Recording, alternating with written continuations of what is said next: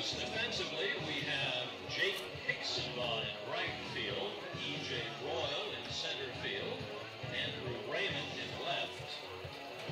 At third base, it's Gavin Smith, Diego Barrios in second, Zach Tollerman's at first, Sam Artois at short. Behind the dish, it's Nico Button, and on the hill, Jackson Howell.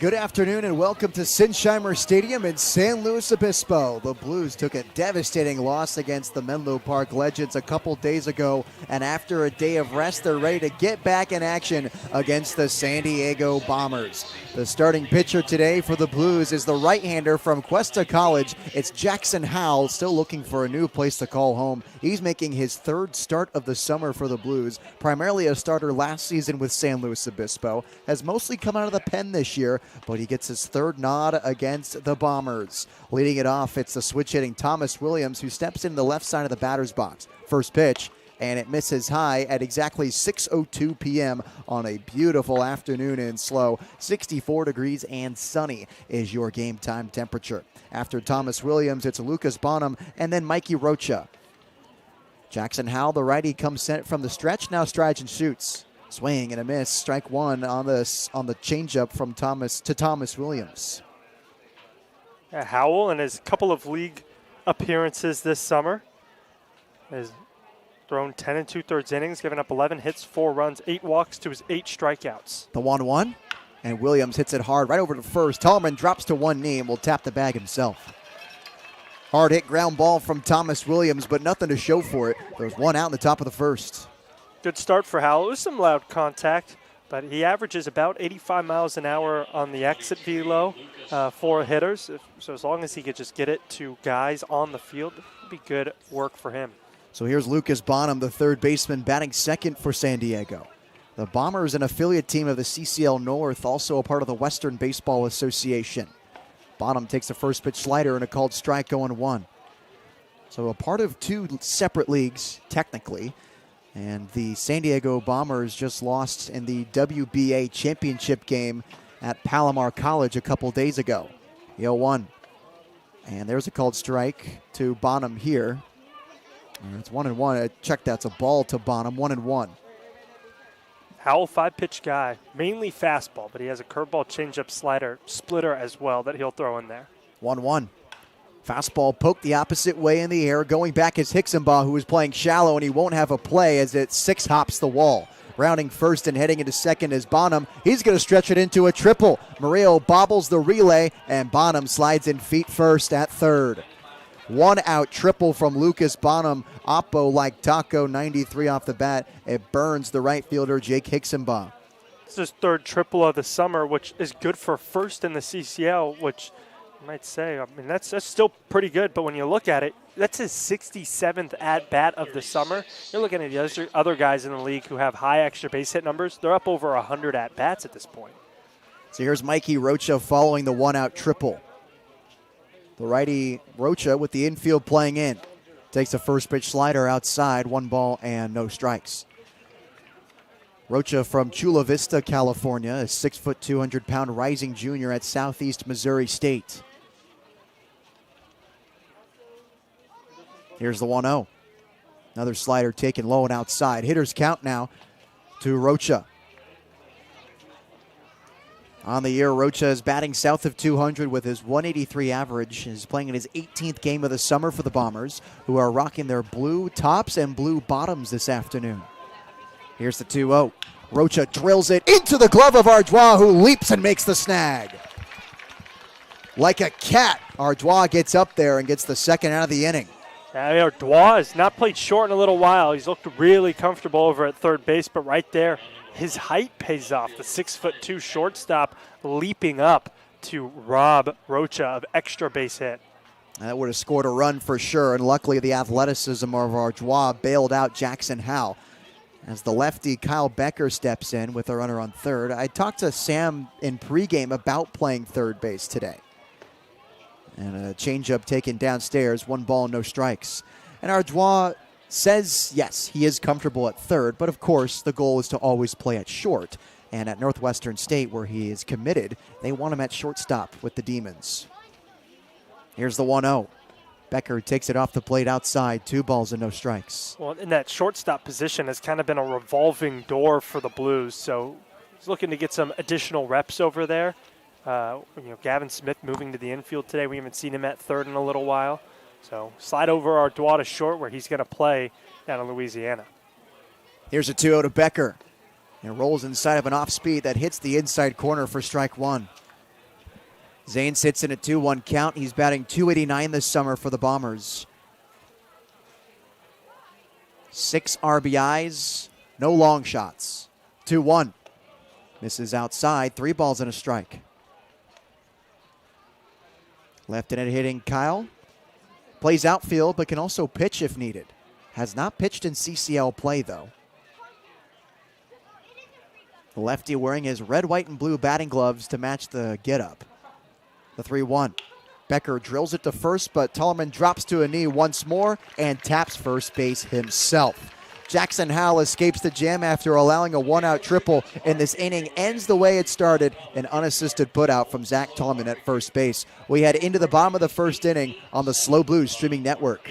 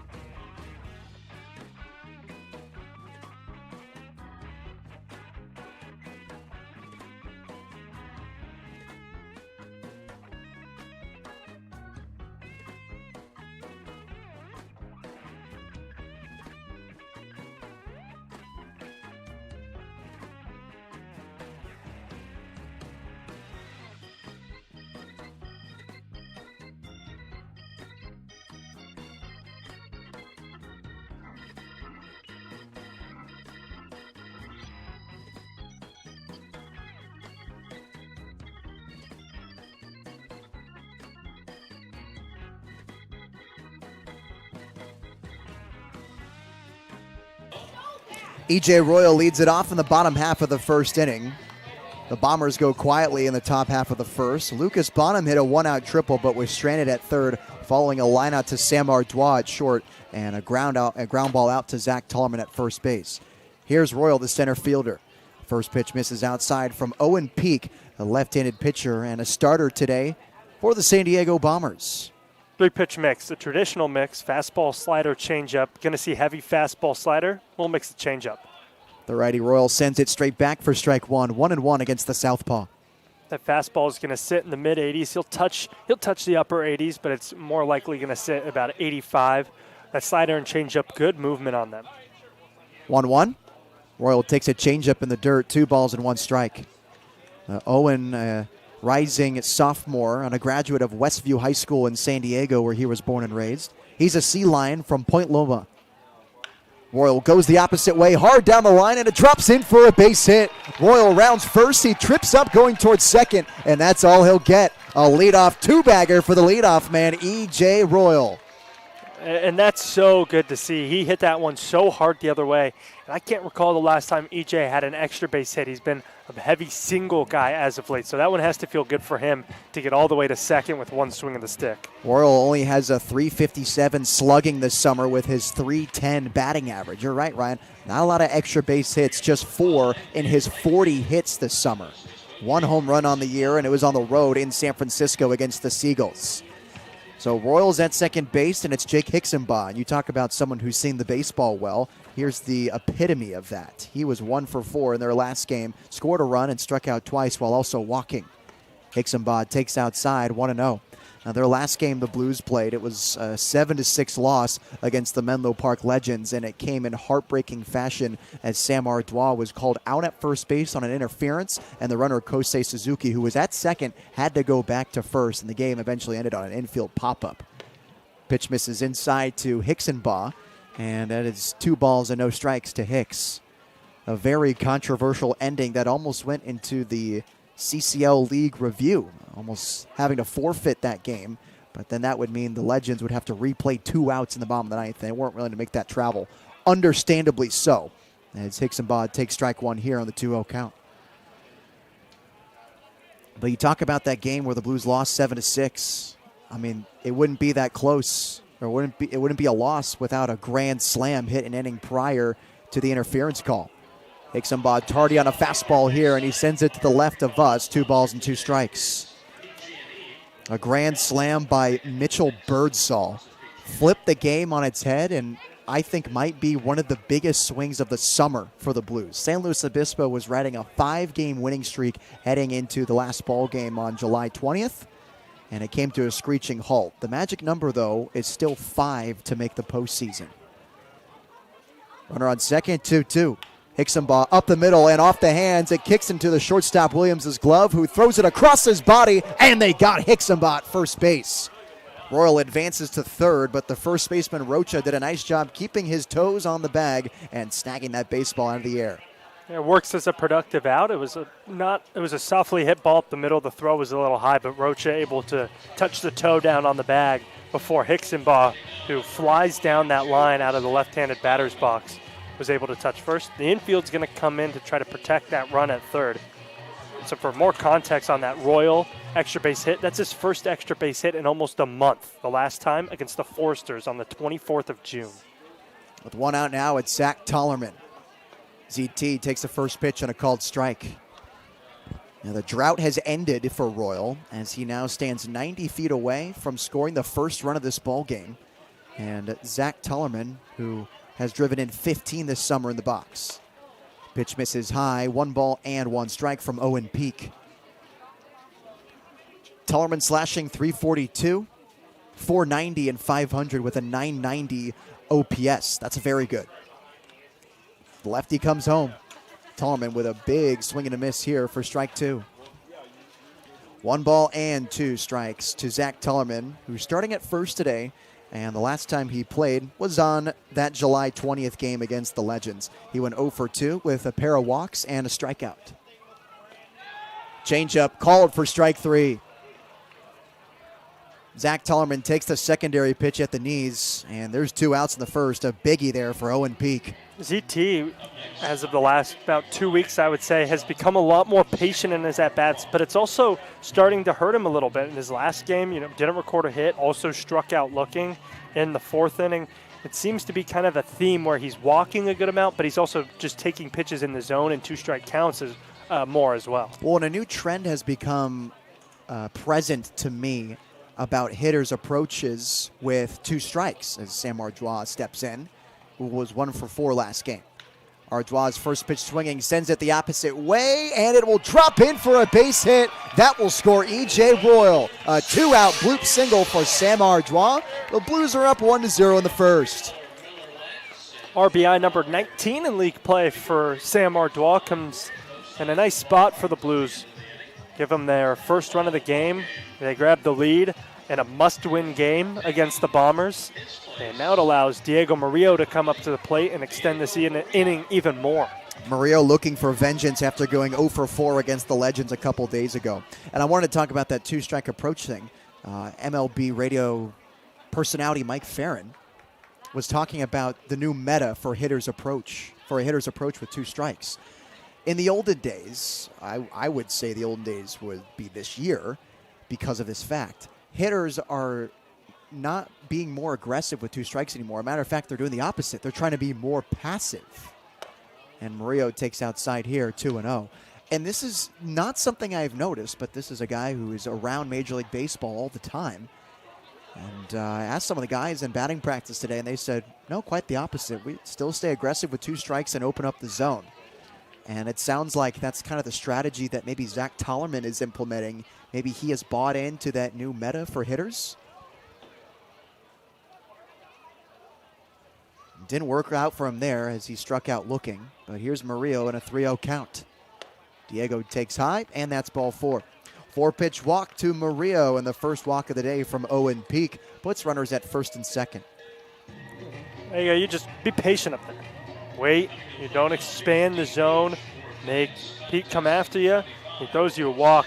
I think he sees how good Diego Murillo has been as of late. When you put the ball in the zone, he was trying to see if he was going to chase, but Murillo did a good job just being patient. So here's Kosei Suzuki with 2 outs. The Blues struck first in this game with a Sam Ardois RBI single in the first. First pitch changeup to him, and it's a called strike, 0-1. A good-looking pitch there to get ahead of Suzuki after not throwing a strike to Murillo. The lefty Peak comes set against the righty Kosei, who stands up upright in the batter's box. The 0-1. Suzuki with a big swing and a miss. Back pick over to first. They got Murillo. Murillo picked off on a nifty move from Zitko behind the plate. Guns him down, and that'll end the inning. But the Blues make it a 1-0 ball game off a swing from Sam Ardois. We head into the second inning on the SLO Blues streaming network.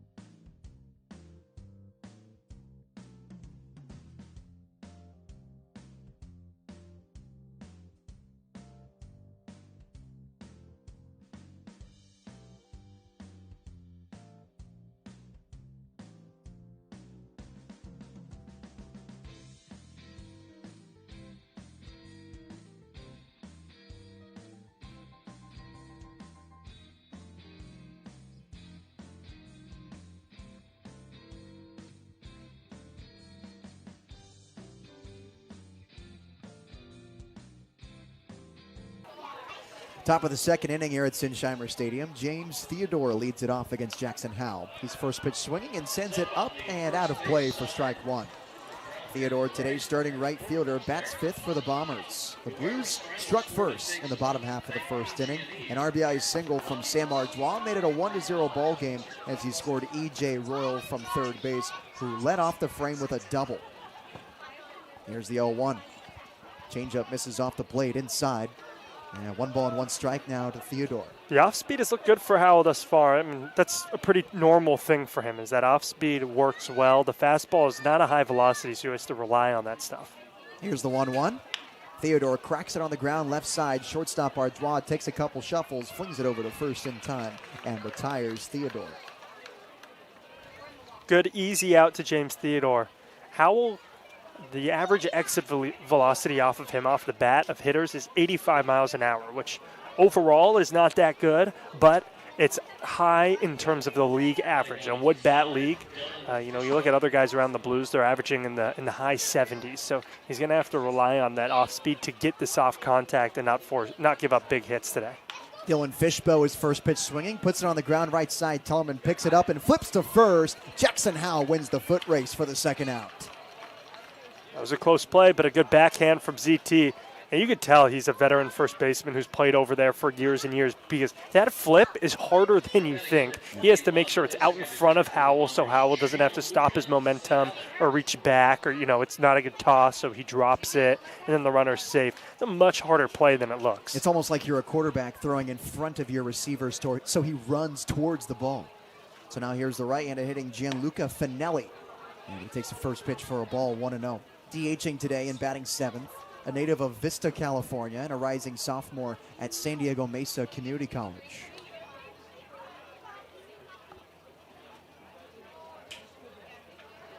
Here's the 1-0. Misses upstairs, 2 balls and no strikes. This summer, Finelli has played in 29 games for the Bombers with a .278 batting average. He's recorded a .730 OPS for San Diego. Righty Howell delivers the 2-0. High bouncing ball to third. Smith gets it. One hopper to first, and Tallman can't glove it. A bad release from the third baseman, Gavin Smith, and it goes down as an error, and it continues the top of the second. Would have been a very clean inning for Jackson Howell to keep that pitch number down. Hey, yeah, I mean, that's a play that you would expect Gavin Smith to make. It's been a good while since he's been over there at third base, so he's maybe just getting his footing a little bit. It's the first ball that's been hit to him this inning. Gavin, primarily a corner outfielder, especially at Harvard, but he was talking to me and said he's certainly got some reps at third base as well, just trying to shake some rust off over at the hot corner, and kind of palmed a throw over to first base, and Tallman couldn't glove it. So Finelli extends the inning with an error by Smith, and it's James Derflinger, the second baseman, batting 8th. First pitch from Jackson Howell misses high, 1-0. Derflinger from Villa Park, California, a commit of Vanguard and a former Bobcat from Saddleback Community College, one of those schools in the coveted Orange Empire College Conference in Southern California. 1-0, this one misses high, 2 balls and no strikes. Derflinger with a .328 average, an OPS just south of 800 at .795 in his 22 games played. 20 of 61 for the summer, 1 home run, and has driven in 8 runs. Right-handed batter with a slightly open stance, stands still against Jackson Howell. Runner on first, and they pick over to first, an A move from Howie, but the runner and Finelli's back in there safely. Last time Gavin Smith started at third base for the Blues, June 7th. That's been a minute. It's July 22nd today. A month and then some of no action at third. Conservative lead at first base for Finelli. Here's the 2-0. Swing and a miss for strike 1. Derflinger chased the fastball low and outside in a 2-0 count. I think he thought that fastball was going to stay in the zone, but Howell with a little bit of late run on that, and it ducked down and didn't get the pitch he quite wanted, 2-0. Yeah, had some cut to it, didn't it?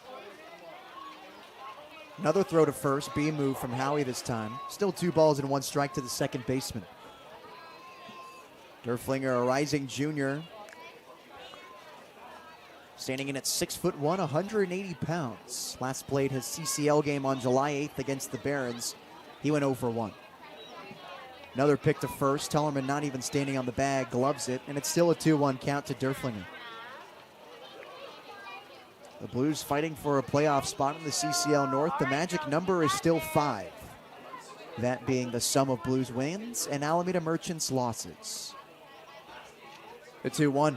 Derflinger hits it on the ground to Smith, who gets redemption by getting the force out at second base. Jackson Howe faces 4 batters in the second inning, and it's still 1-0 Blues as we head into the bottom half of the frame on the SLO Blues streaming network.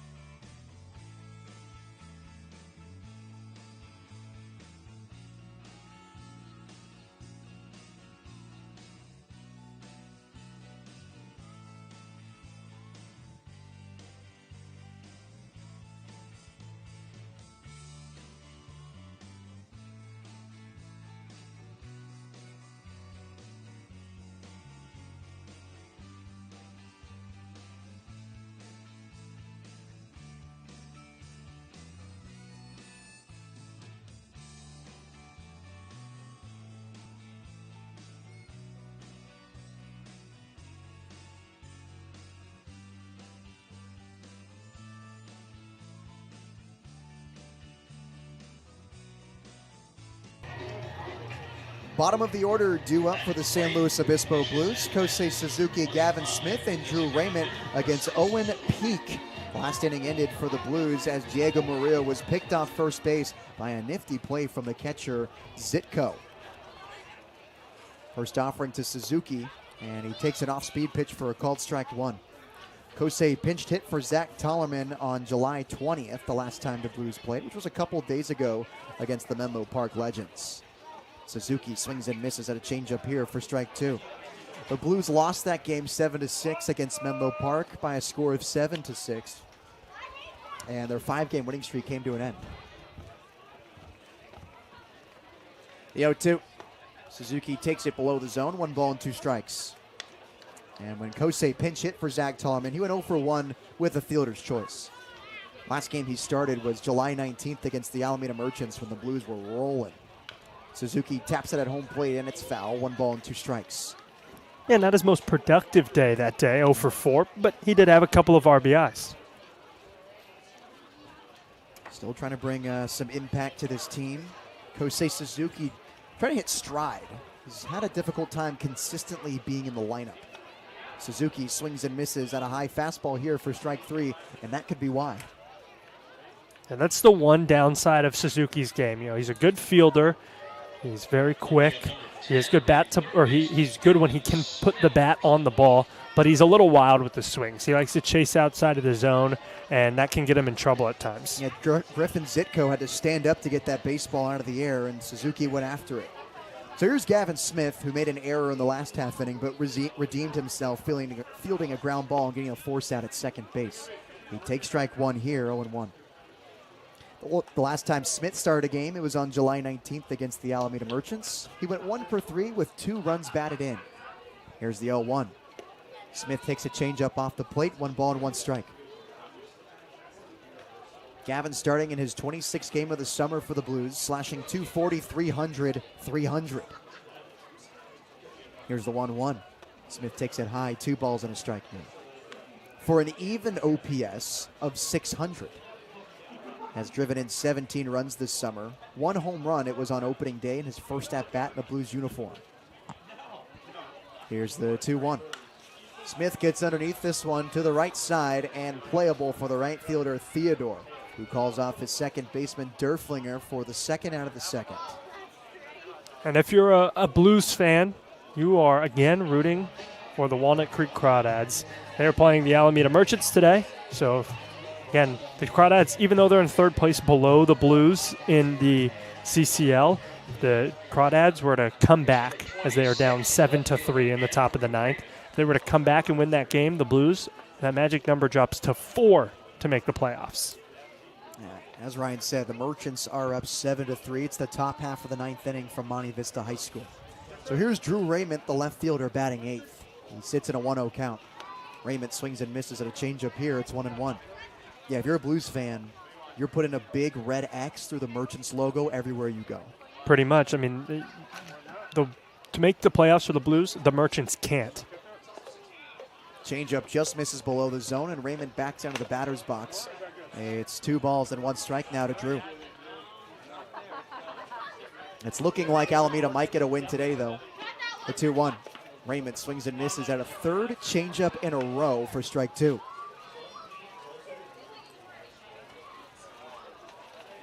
But if the Blues win, doesn't matter. 2-2. Raymond takes it off the plate outside. A fastball, 3 balls and 2 strikes. Yeah, and actually, if the Merchants hold on and win that game, they jump into 3rd place. So then all of a sudden, now you're rooting against the Crawdads. Bracketology, it's that time of year. Raymond off the end of the bat, sends it into center field. Fishbow barely has to move as he makes the grab for the 3rd out of the inning. Owen Peak faces the minimum in the bottom half of the 2nd. We head into the 3rd. The Blues up 1-0 on the SLO Blues streaming network.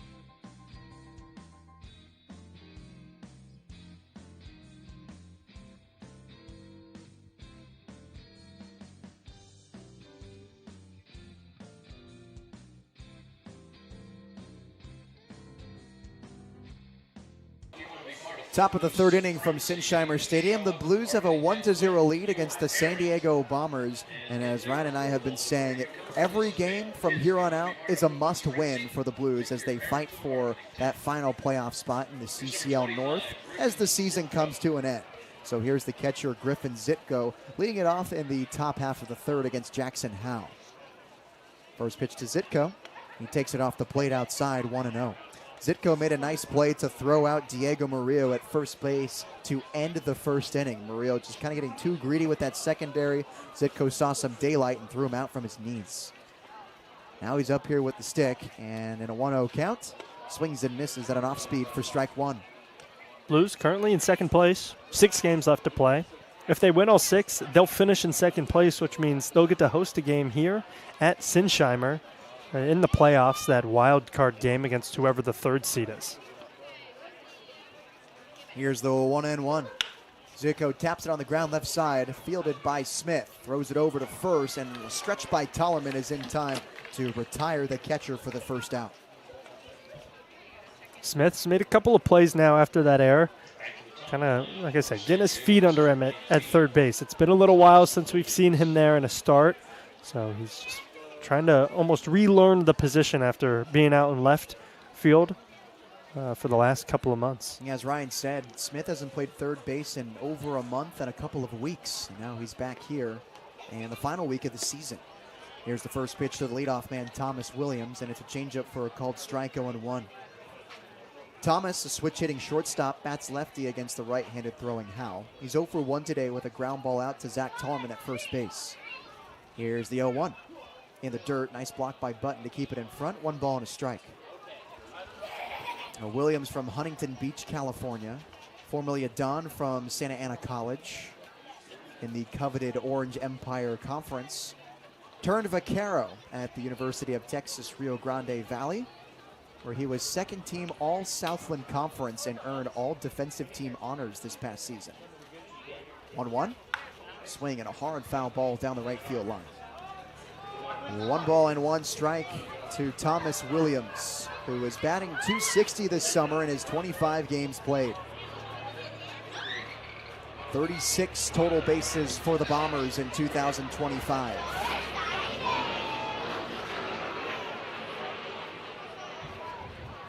With 1 out, here's the 1-2. Williams sends it up the middle, and it drops in front of EJ for a base hit.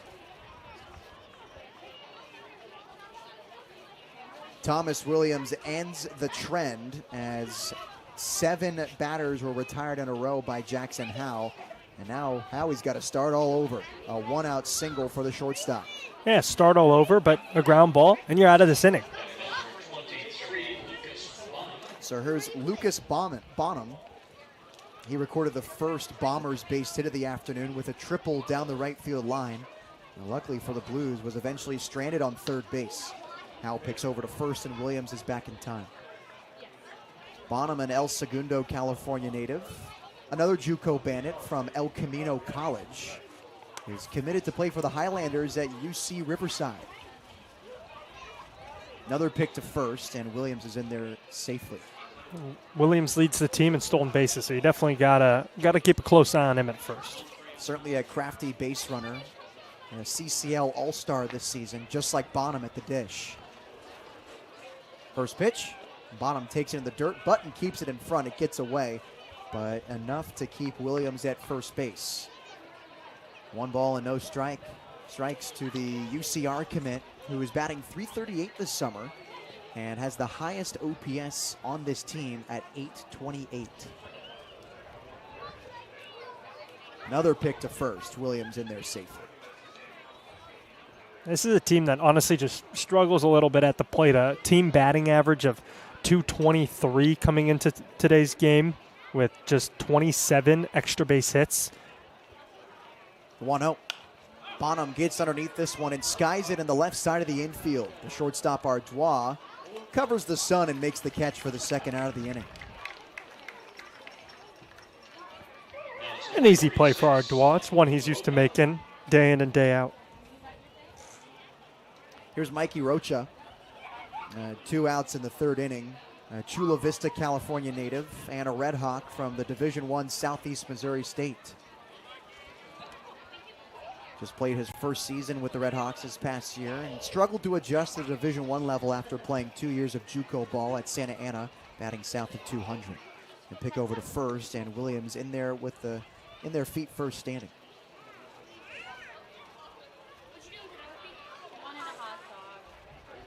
Rocha batting south of .200 again this summer in his 17 games played for the Bombers. First pitch, kicks a slider outside, 1-0. 0 for 1 today. He lined out to the shortstop Ardois, who made a nice leaping grab to save a run. Blues are up 1-0 against the Bombers in the top half of the third. All thanks to an RBI single from Ardois, who made that catch. 1-0. Pitch taken downstairs, 2 balls and no strikes. Rocha in the driver's seat. Hasn't recorded a CCL RBI since July 2nd against the Caneo Oaks. It's July 22nd today. 20 days ago. The 2-0. Curveball plopping in there for strike 1.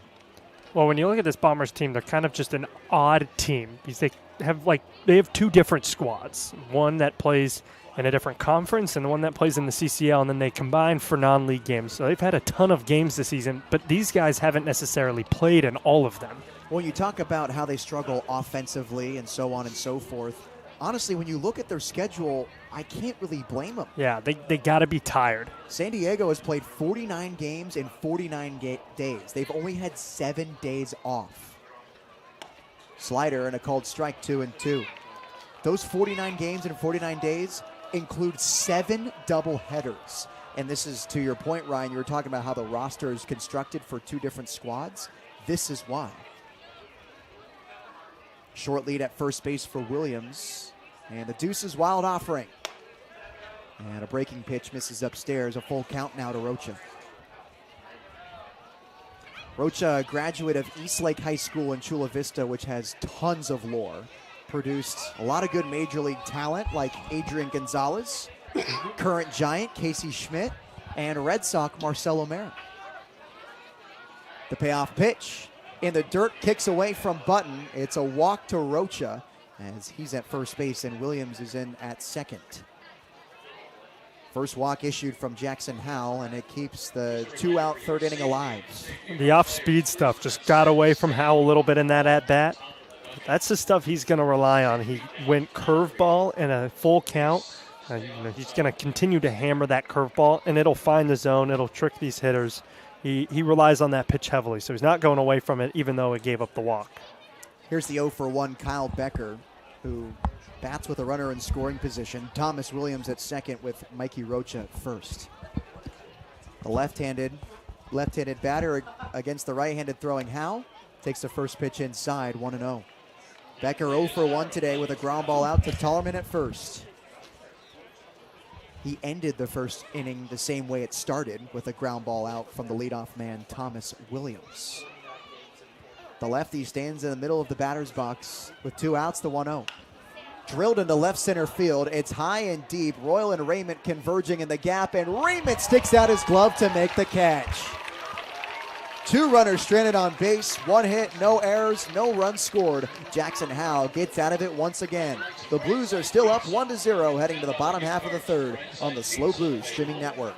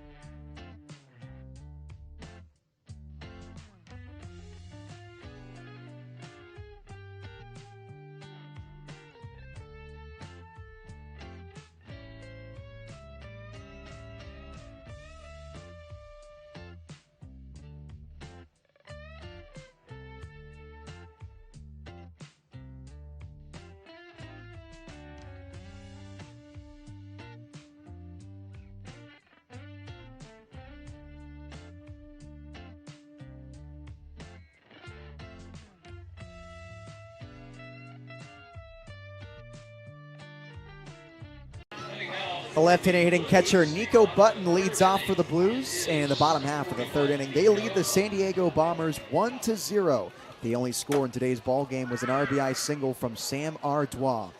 First pitch to Button misses downstairs, 1-0. The lefty Button working against the left-handed throwing Owen Peak, and these two will be very close to each other come fall. 1-0. Button rolls it on the ground right side, but it's foul. Nico is a former Golden Bear from Cal, but he will be transferring to be a Torero at the University of San Diego. That's about a 20-minute drive from where Owen Peak plays college baseball at Point Loma Nazarene. and what I think is the most scenic ballpark in the country.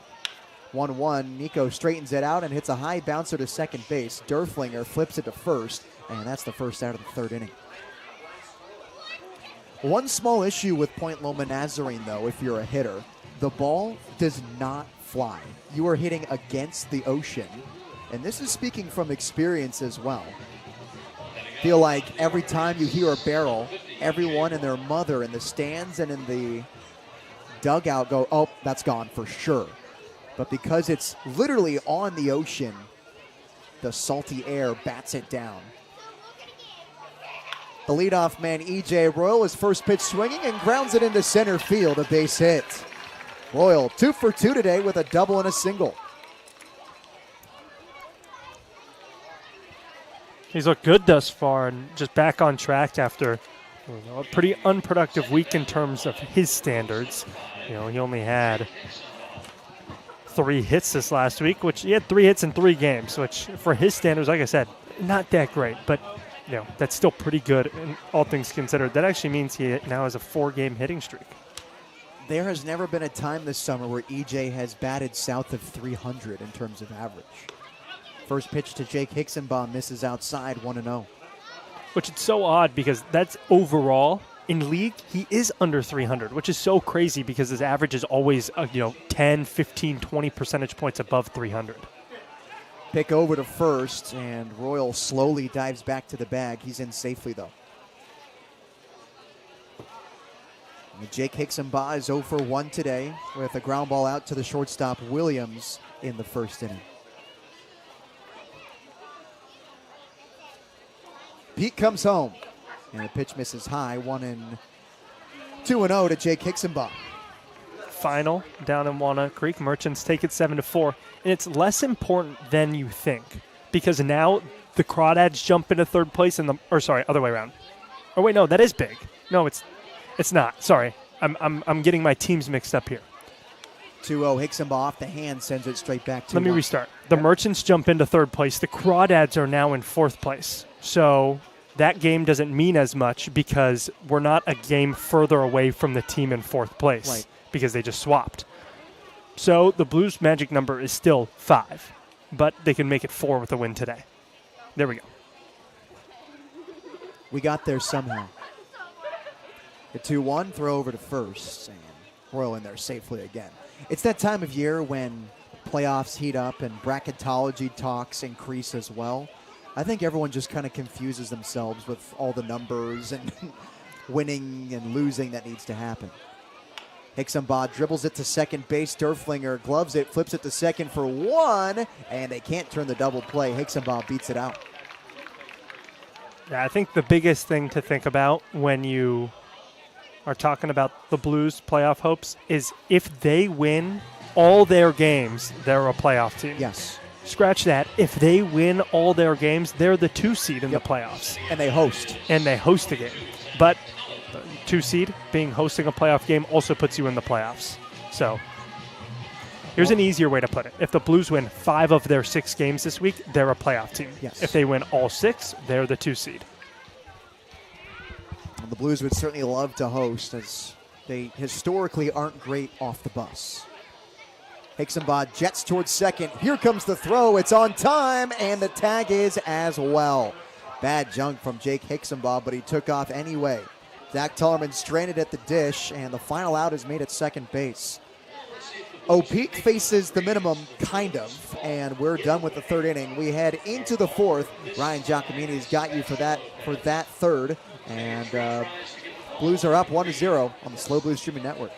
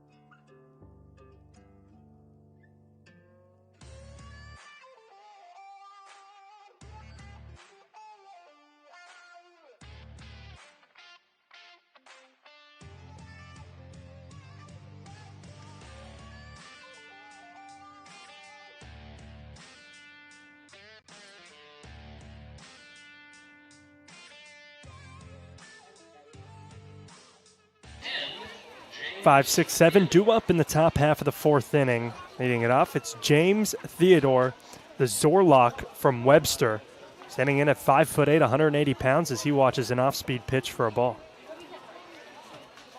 Howell, through his first 3 innings, has given up 2 hits and a walk, no runs. He's left 4 runners stranded on base. He's done really well with runners in scoring position. As here's the 1-0. It's a fastball that's fouled off. Today, with runners in scoring position, he's held this Bombers team to 0 for 3. A line out, a ground out, and a fly out. And how he's been clutch. It's just kind of been up to the Blues to capitalize, and they did in the first, but have gone quietly in the second and third. 1-1. Swung on a miss. A big looping curveball. Had the right fielder Theodore out in front. Jackson Howell's in the driver's seat. 1 ball and 2 strikes. These Blues hitters thrive off of good pitching. We've seen it day in and day out. And Howell is shoving today. They've got to run and looking to get more. First, you got to get a couple more outs and get the bats back up as that curveball misses high. 2 balls and 2 strikes. He had a good break for Howie today, too. He entered today's game with, in his 13 2/3 innings pitched, allowing 4 earned runs, 9 runs total, 10 strikeouts, and 10 walks. He's needed an outing like this for a while. Swung on and fouled off. We'll do the 2-2 again. Theodore this year is batting .250, 6 hits in his 24 at-bats. No extra base hits and an RBI. A couple of strikeouts. Excuse me, that's 5 strikeouts. Offers, appeal, he did not go. The count runs full. Curveball in the dirt from Howell. Did not get Theodore to go around. And Howell puts himself in another full count. A shout out to Theodore playing college baseball at Webster. Anyone in the chat, even you, Ryan, I will give you all the money I owe, that I own, which is like $5, if you know what a Zorlock is. Full count. A curveball that's hung but flown out into center field. Royal will range in and to his left as his hat falls off and make the grab for the first out of the inning. Good soft contact there. It's Howell his first out of the 4th inning. As Nate mentioned, he's rolling in this game, and it's a much-needed quality start for Jackson Howell and for the Blues in general because they need to win some more games and solidify their spot in the CCL playoffs. Now it brings in Fishbow as he's first pitch swinging and fouls this one down the line. A couple feet foul past third base in between Smith and the third base coach for the Bombers. Fishbaugh spent 3 years at Stevens Institute of Technology with the Ducks. This last year batted just shy of 400 with almost a 600 slugging. 14 doubles in his 133 at-bats. That'll play. He swings and tips that changeup foul. It sure will. I mean, first team All-Middle Atlantic Conference. That'll do it. You bat almost 400. Yeah. Coming out of high school, he was top 1,000 in the country. It was at La Costa Canyon.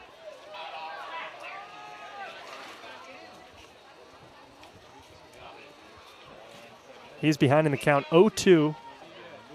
Curveball swung on a miss, strike 3.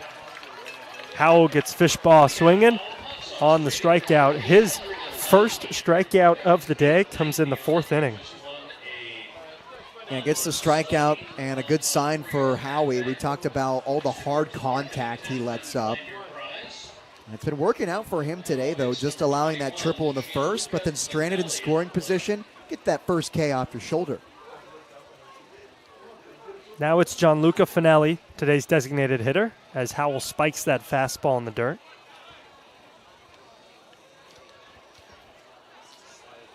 Played at Concordia, Nebraska. Now plays at San Diego Mesa, originally from Vista, California, down south. Big frame, 205, 6'2".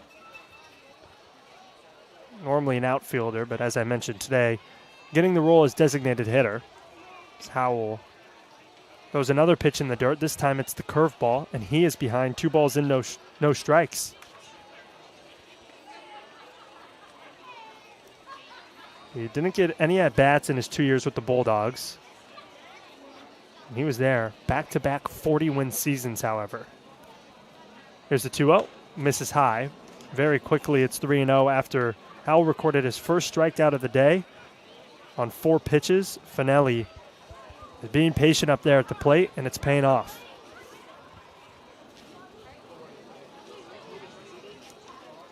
Howell gets his sign, now comes home. It's a fastball that misses up. A 4-pitch walk to the designated hitter, Gianluca Finelli, and that'll give James Derflinger a chance with 2 outs. Yeah, 2 plate appearances, 2 free 90-foot passes for Finelli. He reached on error from Gavin Smith in the 2nd inning. He now reaches on the 2nd walk of the day issued from Jackson Howell, although didn't do any damage. Was stranded on first base the last time he was up, and Howie trying to keep him at that same spot here. Button briefly talks to Howell to make sure they're on the same page. With a runner on first and 2 outs. Derflinger this year is batting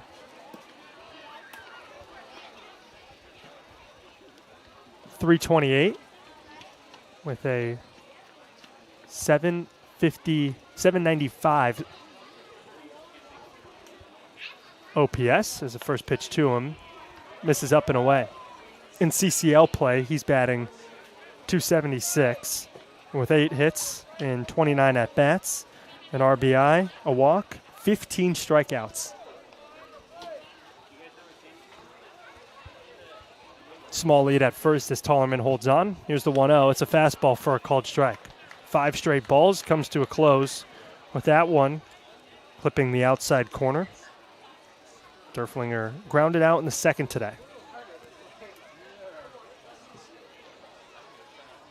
The Bobcat from Saddleback, now committed to play at Vanguard. Throw over to first is not in time. This last season, batted just under 300, 26 stolen bases, 4 home runs, 3 triples, and 8 doubles in 178 at-bats. As he swings and misses a gigantic hack at the 1-1 fastball. Couldn't make contact with it.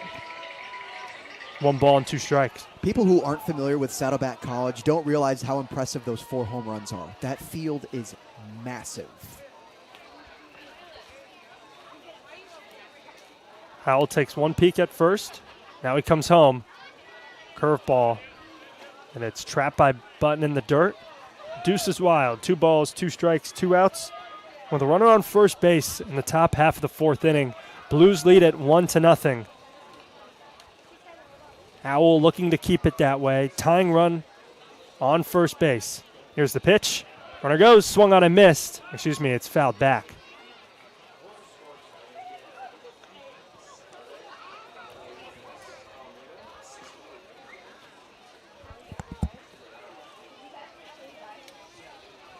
Howell also was a pitcher last summer for the Blues. He was an every week guy last year for San Luis Obispo, and he was a really solid starter on that Friday afternoon.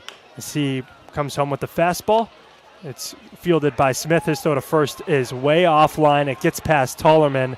Both runners are going to advance, and they are going to hold the runner at third. That's Gianluca Finelli. 2 in scoring position with 2 out now after Gavin Smith's 2nd error of the day. I mean, man, that's a tough spot for Smith right there, trying to get more comfortable at third base. You can tell he's frustrated with himself with his hands on his hips, but that's a hard play to make. Smith over at third, trying to step on the third base bag and collect yourself and throw over to first, and Derflinger's not a slow runner, too. As I mentioned, those 26 stolen bases this last year at Saddleback. As Dean Traynor is going to come out and talk to his righty with Hawk Hill getting loose, and it looks like might actually be a move made to the bullpen as Hawk Hill walking down towards the dugout.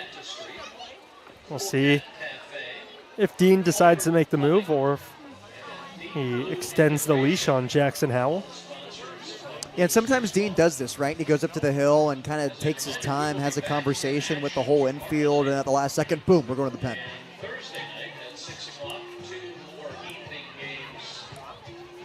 We saw Hawk give a handshake to the bullpen catcher Caruso today. But Howie stays out. He's going to leave Howell back out there, and he'll meander back to the dugout. Hawk Hill will meander back onto the bullpen mound and continue to get a couple more reps. More than likely going to be Howell's last batter right here, and it's Griffin Zitko, the catcher today. Zitko grounded out to Gavin Smith in the third inning. That led off the third inning.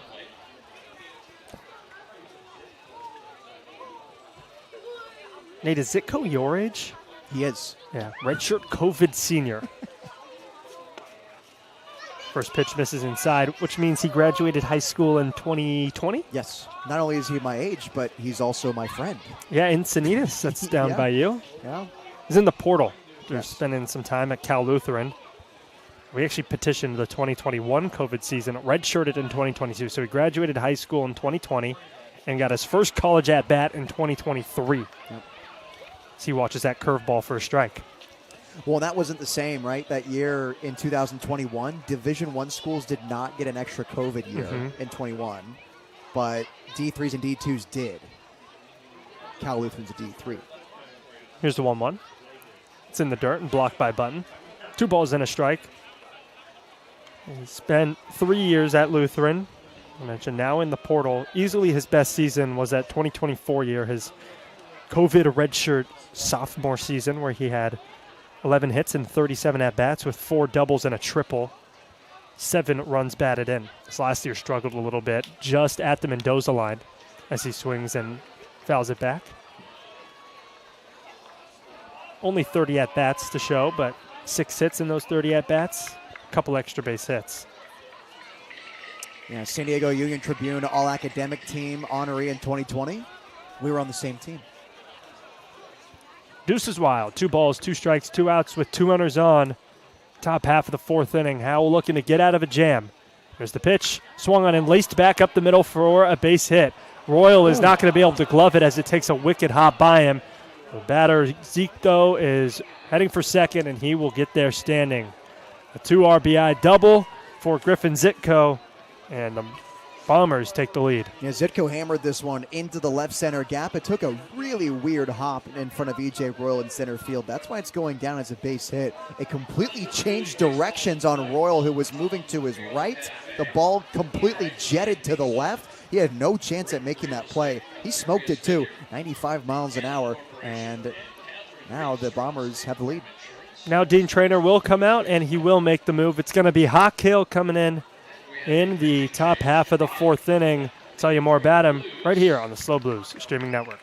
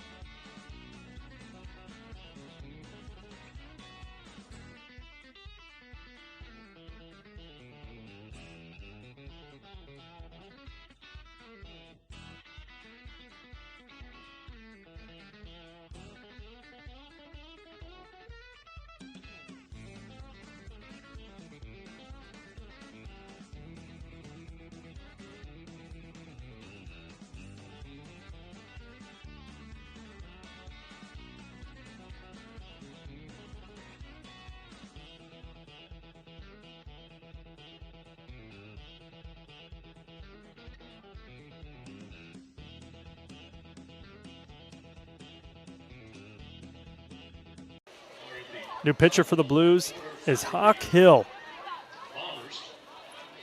This season in league play, Hawk Hill, 2-1 record, 20 2/3 innings. He's given up 12 earned runs, 25 hits, 7 walks to his 10 strikeouts, as he will face the top of the order. And Thomas Williams, what is now a 2-1 game, the Bombers lead after a 2 RBI double from Griffin Zitko ended Jackson Howell's day, who went 3 2/3, gave up 3 hits, runs are TBD, walked 2, and struck out 1.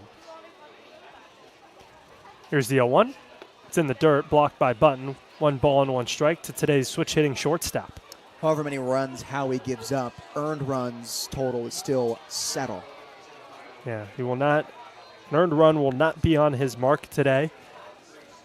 And the reason behind that, the E5 to Derflinger, who has now scored, would have ended the inning. So anything given up after that just goes down as an earned run, as that one is ripped, but it's foul.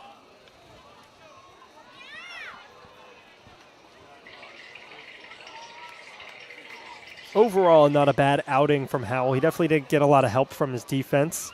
A couple of errors. But just giving up a lot of loud contact. The fastball velocity we saw dip down a little bit throughout his outing, which is something you don't like to see. Signs of early waning. As Hawk Hill gets a big swing and a miss. Throw down to first. On the drop, third is in time. So Hawk Hill comes in and gets a strikeout to end the 4th inning. But the Bombers take the lead. Blues bats are back up, and they will look to regain it in the bottom half of the 4th inning. And an inning brought to you by Educational Employees Credit Union.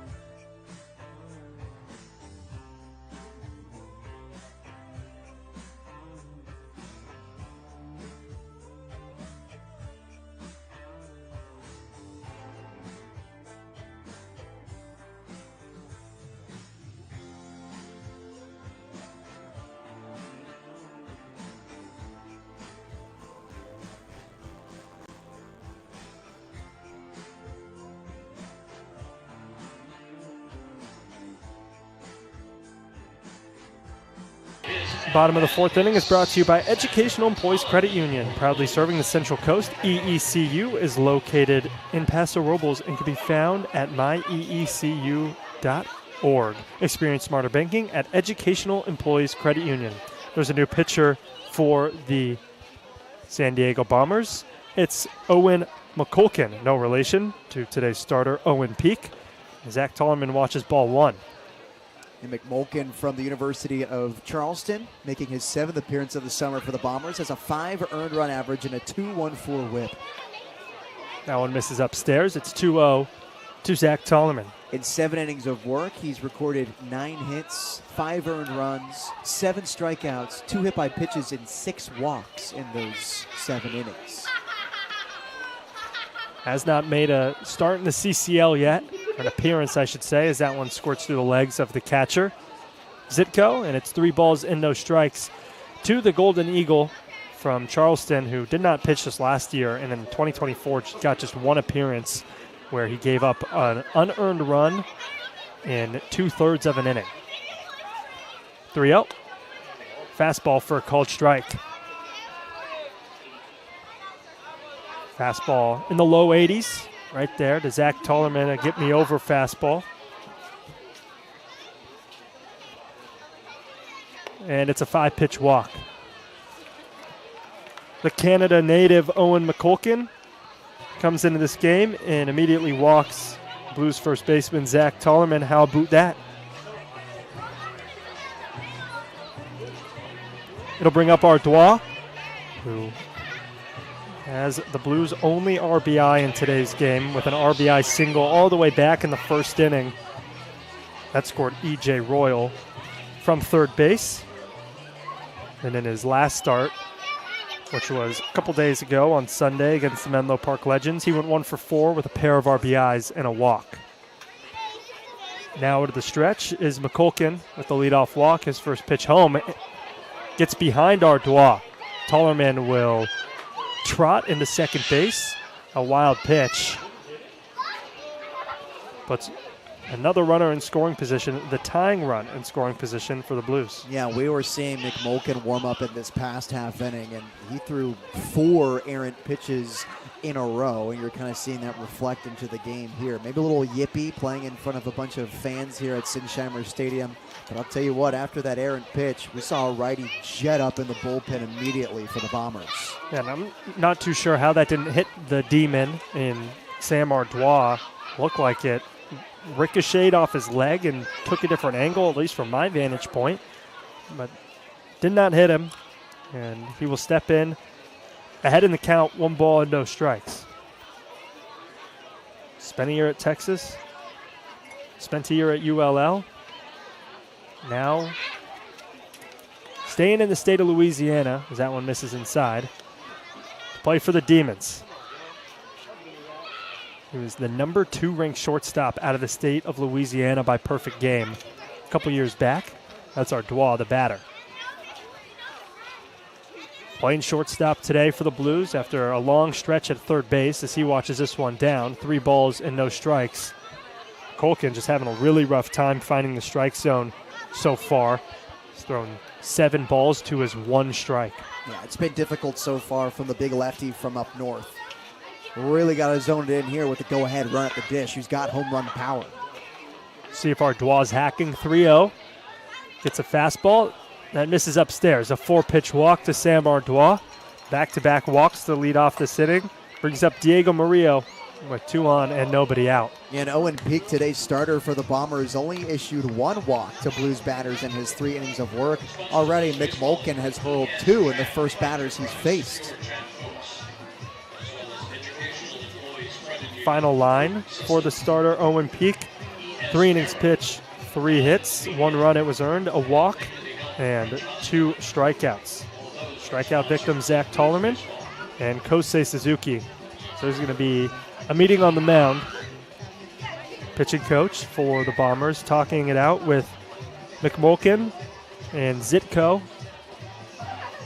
After McMulkin gave up 2 straight walks on just 9 pitches to the 2 best hitters in this lineup for the Blues, and Zach Tollerman and Sam Ardois. Ardois is tied 5th in the entire league in total bases. One of the more dangerous hitters you could face in the CCL North. first pitch to Murillo is a changeup that misses away. Colkin wanted that pitch. You're not going to get that as a called strike all that often when you're throwing behind batters, having a tough time finding the zone when your warm-up pitches are errant. Strike zone might shrink a little bit. From the stretch, here's the 1-0. It's a fastball for a called strike. Well, some arm side run on that fastball there. Some good movement. Yeah, it's not very fast, but a good amount of movement can work. It can get outs if the velo isn't there. Tarleman, a pretty sizable lead off second as McMulkin comes home, and he pushes it into the left-handed batter's box. It's 2 balls and 1 strike to Diego Murillo. That's some serious horizontal break there on the arm side run from the 3/4 slot. More than a foot of break on that fastball. That's not nothing. So just got to learn to control it. Diego Murillo somehow still uncommitted. After spending a year at Northwestern State, this one misses way up and outside. It's 3-1. And it was a solid season, too. He got 202 at-bats. He batted .287 with a .421 slugging, 11 doubles, 2 triples, and 4 home runs with 35 driven in. And then this summer for the Blues, he's been incredible. He's 4th in the entire conference with players over 50 at-bats in batting average. Drew a walk earlier and was picked off at first as he's hacking 3-1.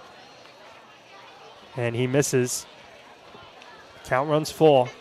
It's the fastball there from McMulkin.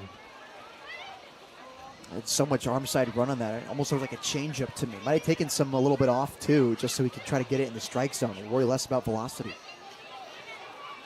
1 look at second. Here's the full count offering. Swung on a miss, strike 3. Murillo ahead in the count. 3-0, and he strikes out 3 pitches later on the fastball from McMulkin. And here's manager Scott Stanley making the move to the bullpen. The lefty McMulkin only going to get 3 batters, and they're going to go to a righty. This Bombers team doesn't have a lot of pitchers to go to, but they decide that now is a good time to make a move to the pen. It's 2-1 Bombers on the SLO Blues streaming network.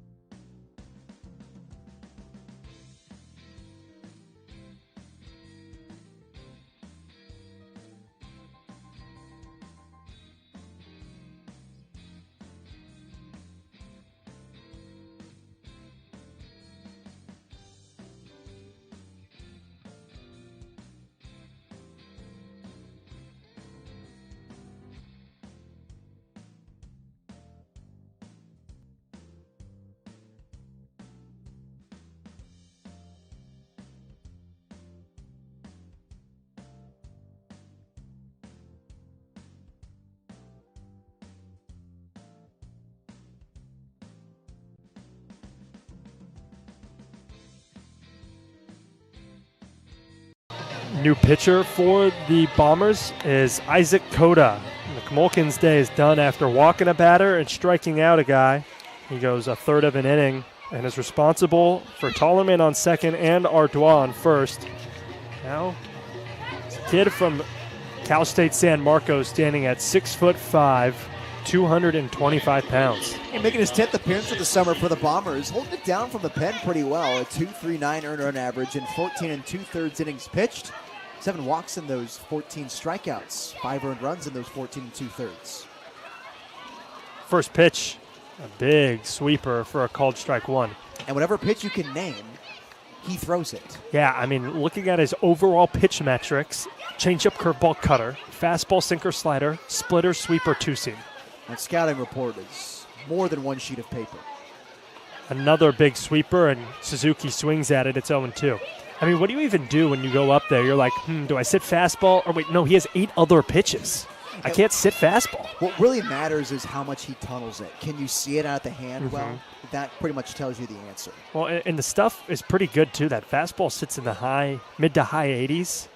The sweeper with pretty good movement. Same with the changeup and the splitter. As here's another sweeper. He goes 3 straight to Suzuki to start his appearance. That one misses outside. I mean, the curveball, he's only thrown it 6 times this year, but 20 inches of horizontal break and 5 inches of vertical break, 2,400 RPMs on average. It's pretty good movement. Yeah.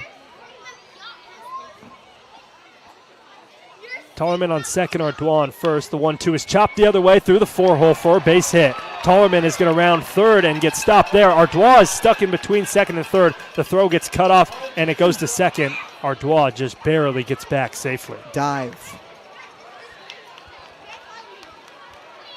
An opposite field base hit for Kosei Suzuki. Loads the bases for Gavin Smith. And there's something we don't see too often. Coach Regalado holding up a runner and Zach Tollerman at third.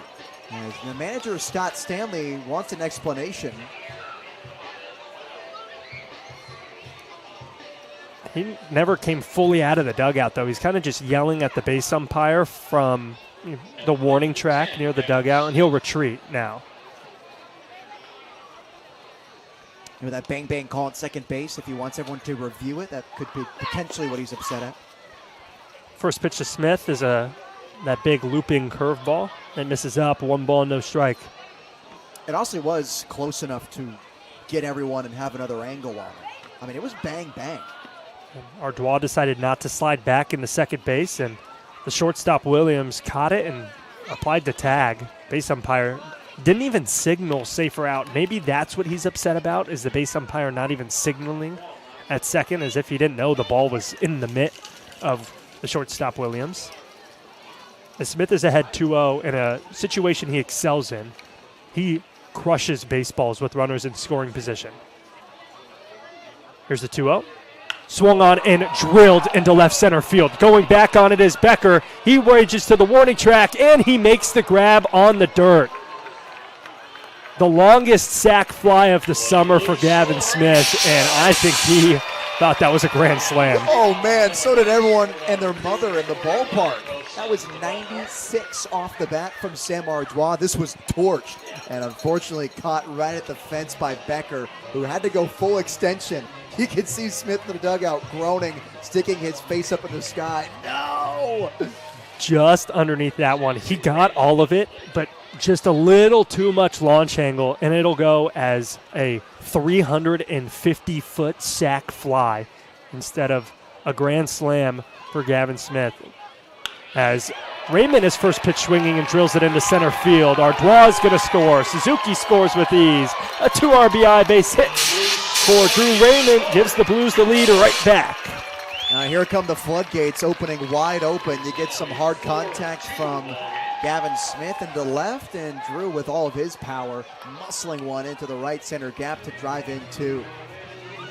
Means Nico Button will have to take off the shin pads. He'll get an opportunity with 2 outs and a runner on first after Drew Raymond gives the Blues the lead. And something that went unnoticed on the long sac fly was that Suzuki had the wits enough to know that that ball's either getting out or it's getting caught, and he tagged up from first base as all the other runners moved up, and now he scores to give the Blues an extra run here in the bottom of the 4th inning, a 3-run inning. Raymond takes off first pitch. It's a called strike. The throw down to second goes into center field.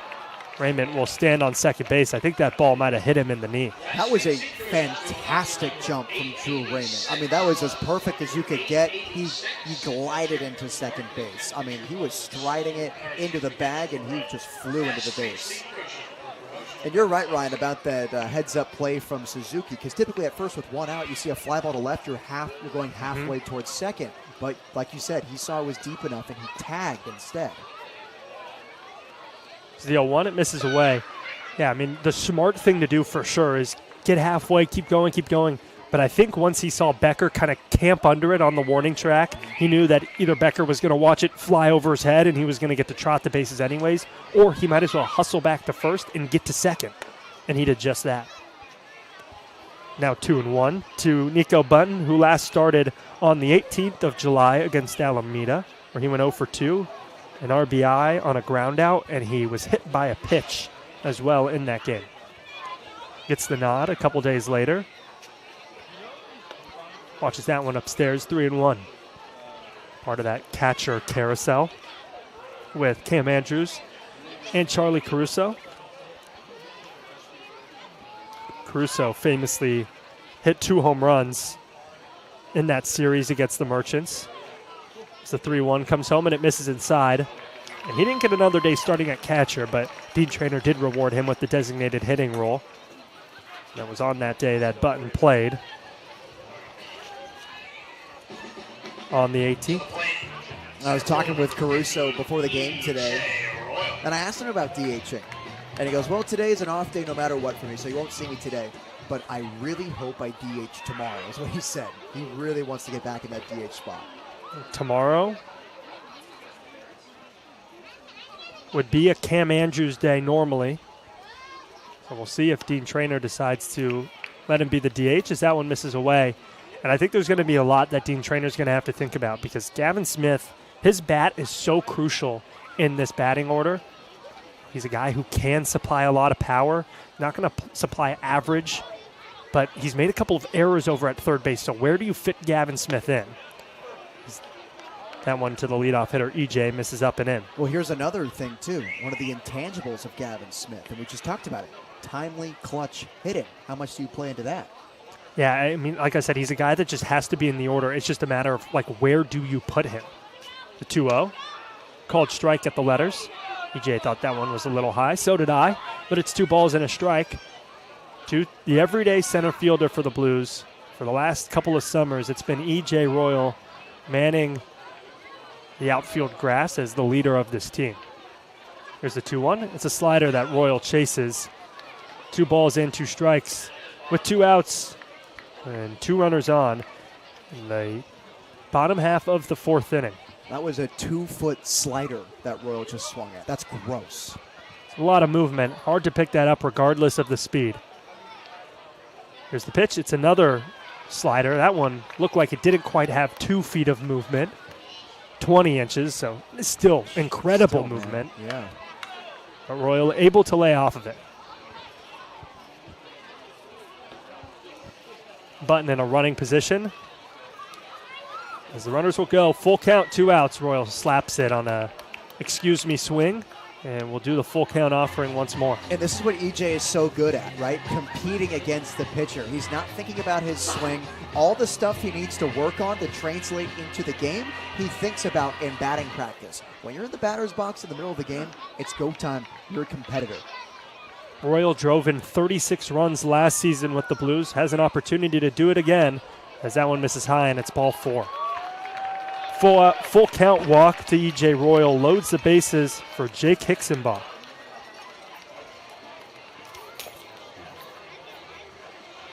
Hicksenbaugh today 0 for 2. Ground out. And then he reached on a fielder's choice and was caught stealing going to third. Recently committed to play at CSU Pueblo after spending 2 years as a Lobo at Monterey Peninsula. Graduate from just up the 101, up the grade at Atascadero High School as he watches that slider low for ball 1. Sent shivers down my spine when you said the grade.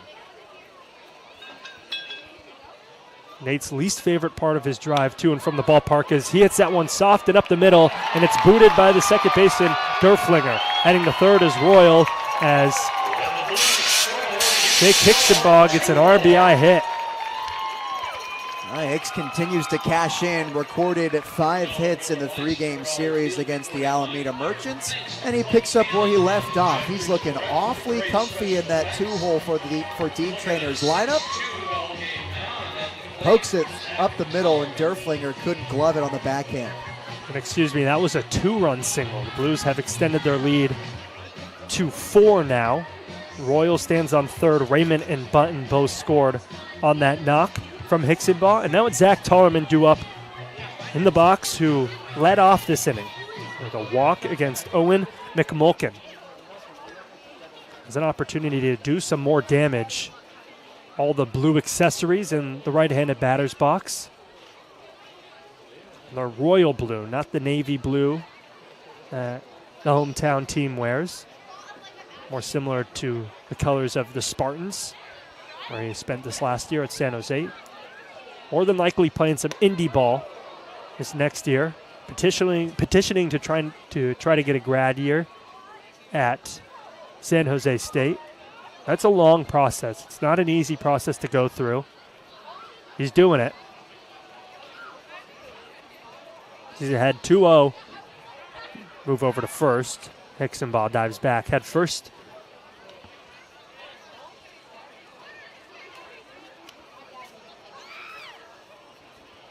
This last year at San Jose State, Tollerman had 10 extra base hits and has 119 at-bats as he watches that one for a strike. 15 batted in. Good for a .261 average with a .420 slugging. 2-1. Another fastball called a strike. 2 balls, 2 strikes, 2 outs with 2 runners on and number 22 in the box. In the top of the 5th inning, Blues have made it a 4-run ball game on 3 hits in this inning. There's the pitch, swung on and fouled off. How many runs have the Bombers scored, Ryan? 2. How many errors have the Blues committed? 2. I mean, when you look at the scoreboard, it's just pure bliss because it says at bat 22, ball 2, strike 2, out 2. Here's the pitch. Misses away. Count runs full. What's the thing that astrologist people look at? Like, it's like 222. People get it tattooed. Oh, on like the angel numbers? The angel numbers, yeah. Yes. I'm going to have to get Deuce's Wild tattooed somewhere on me. Full count, 2 outs. Hicksonbaugh will take off from first, and it misses high. Another walk extends this inning to batter number 11, and it's Sam Ardois with the bases loaded and 2 outs. And not what manager Scott Stanley thought when he brought in Isaac Cota from the bullpen. Owen McMulkin was struggling to find the zone, and now this is what Cota's problem is right now. 2 walks, or make that now 3 in this inning. Zach Tollerman has now walked twice in the 4th inning. One was to McMulkin, the other to Isaac Cota. Now become a 20-minute inning, half inning, excuse me. The Blues have added on some runs as that one is fouled off the front foot of Ardois for strike 1. The Blues have tacked on 5 runs after trailing coming into this half inning. Scored 1 in the first off a Ardois single. He stands in the box now. Bombers got 2 in the top half on a 2 RBI double. Blues have 5. Ardois watches this floater for a called strike, and he's quickly behind. No balls and 2 strikes. Ardois is 14th in the CCL coming into this game in RBIs. Tied 5th in total bases. Here's the 0-2. Swung on and flared the other way. The right fielder Theodore will range in and make the grab for the 3rd out of the inning. 11 batters later, 5 runs scored for the Blues, and they grab a 4-run lead heading into the top half of the 5th inning on the SLO Blues streaming network.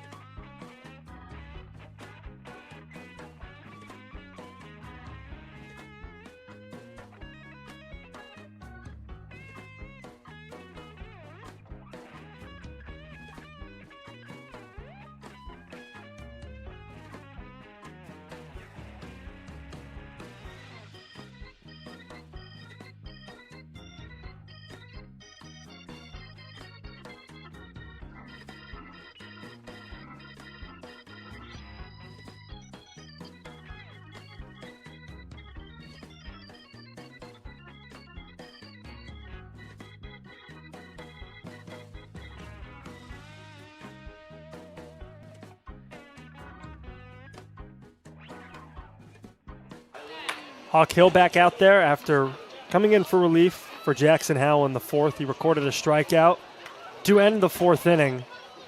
He's got a long breakout on the bench as the Blues scored 5 runs, and he pumps in strike one to Lucas Bonham, who's followed by Michael Roca and Kyle Becker. That's 2-3-4 due up for the Bombers as this one is popped into foul territory. Tollerman has a beat on it and makes the grab in front of the bullpen fence. Wow, what a snare by the first baseman, Tollerman. A basket catch, almost crashing into the wall. Great awareness to know where the fence was in relation to him, not to get too scared and stick out that glove and make the catch. I think Tollerman thought he was going to have to crash into the wall or jump over it to make the play, and with the looming injuries that he's had to both his ankle and his back, I don't think that was really an option for him. It was, I'm either going to catch this or I'm just going to let it go foul. Now Michael Roca, today's first baseman, batting from the right side. He's behind in the count. No balls and a strike to Hawk Hill.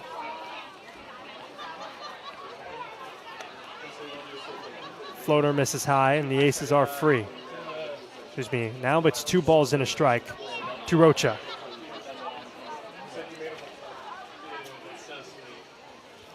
Rocha from Chula Vista, as this one is in the dirt. It's 3 balls and a strike. Spent some time at Santa Ana College before transferring to Southeast Missouri State to play some Division I ball with the Red Hawks, where he got just 46 at-bats, had 8 hits in those 46 at-bats with 2 extra base hits. This one has popped up again in foul territory.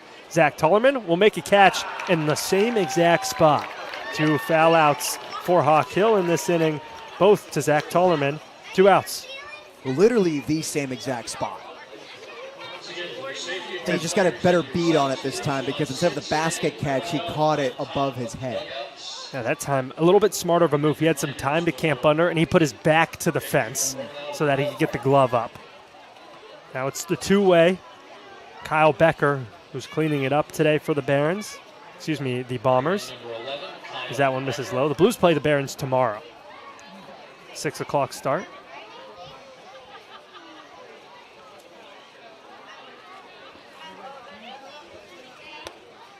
That one is a called strike.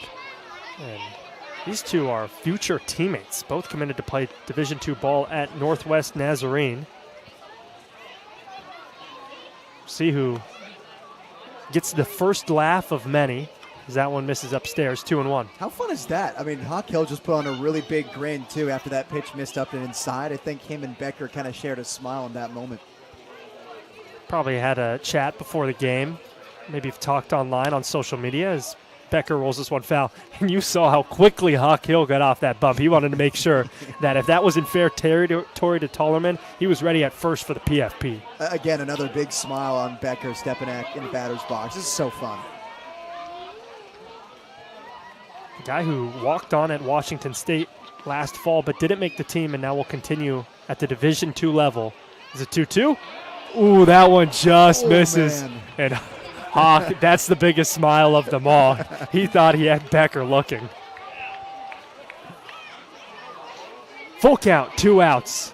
The teammates dueling. Here's the pitch. Swung on and roped down the right field line, but foul.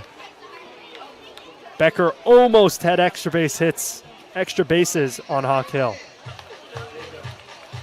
Well, and Becker knows, too, as a two-way player, he knows how to pitch as well. So he's got that advantage, too, to be able to get in the mind of the pitcher.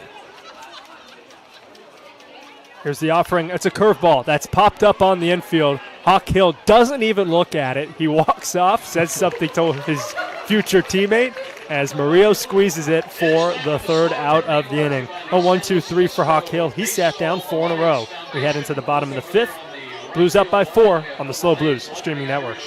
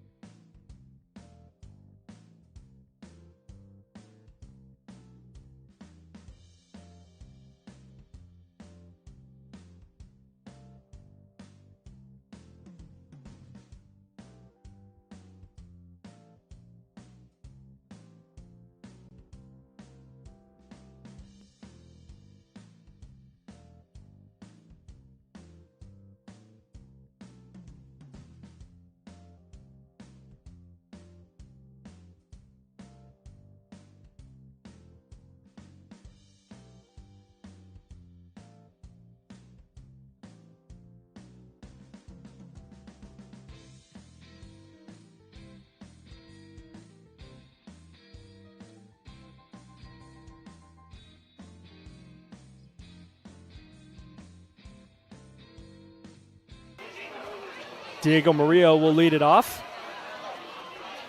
After the Blues, last time they had the bats up, 11 of them came up. And the Blues scored 5 runs. Murillo takes strike 1 on the off speed. He's 0 for 1, a strikeout and a walk today. Facing the big lefty, he chops that one foul. Isaac Cota came in to replace Owen McMulkin, who walked 2 batters and struck out 1. And then Cota, a base hit, a sac fly, a 2 RBI knock, a walk, a base hit, a walk, and a fly out. Here's the 0-2. Swung on and fouled off. An emergency swing from Diego Murillo. Nubbed it off the end, and he stays alive. See another pitch against Cota. And this could get interesting here, right? Because what's the Blues' biggest weakness this season? The slider. And what is Cota's best pitch? The slider. If he can hone that in the zone, there could be some problems for the Blues offense. Murillo is definitely one of the hitters for the Blues that can hit the slider. He loves going the other way with it, and he hits that slider back up the middle for a base hit. A bloop single for Diego Murillo. It's another leadoff base runner for the Blues.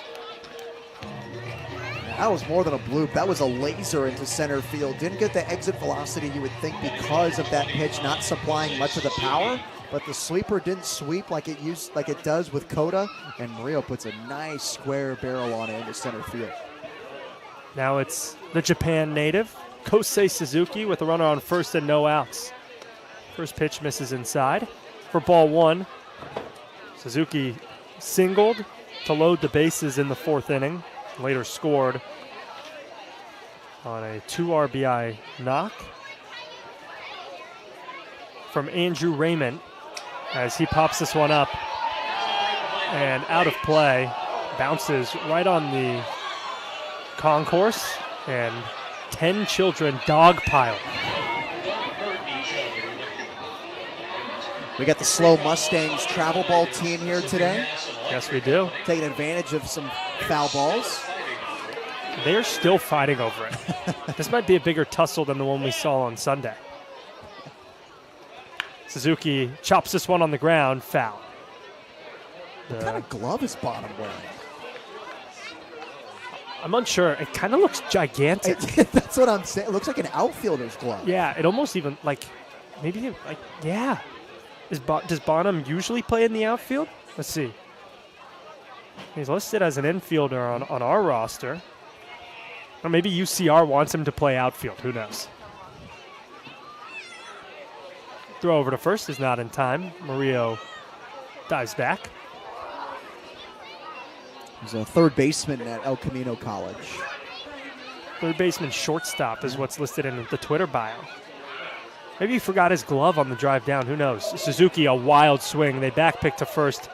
Murillo dives back safely. A strikeout for Isaac Cota gets Kosei Suzuki.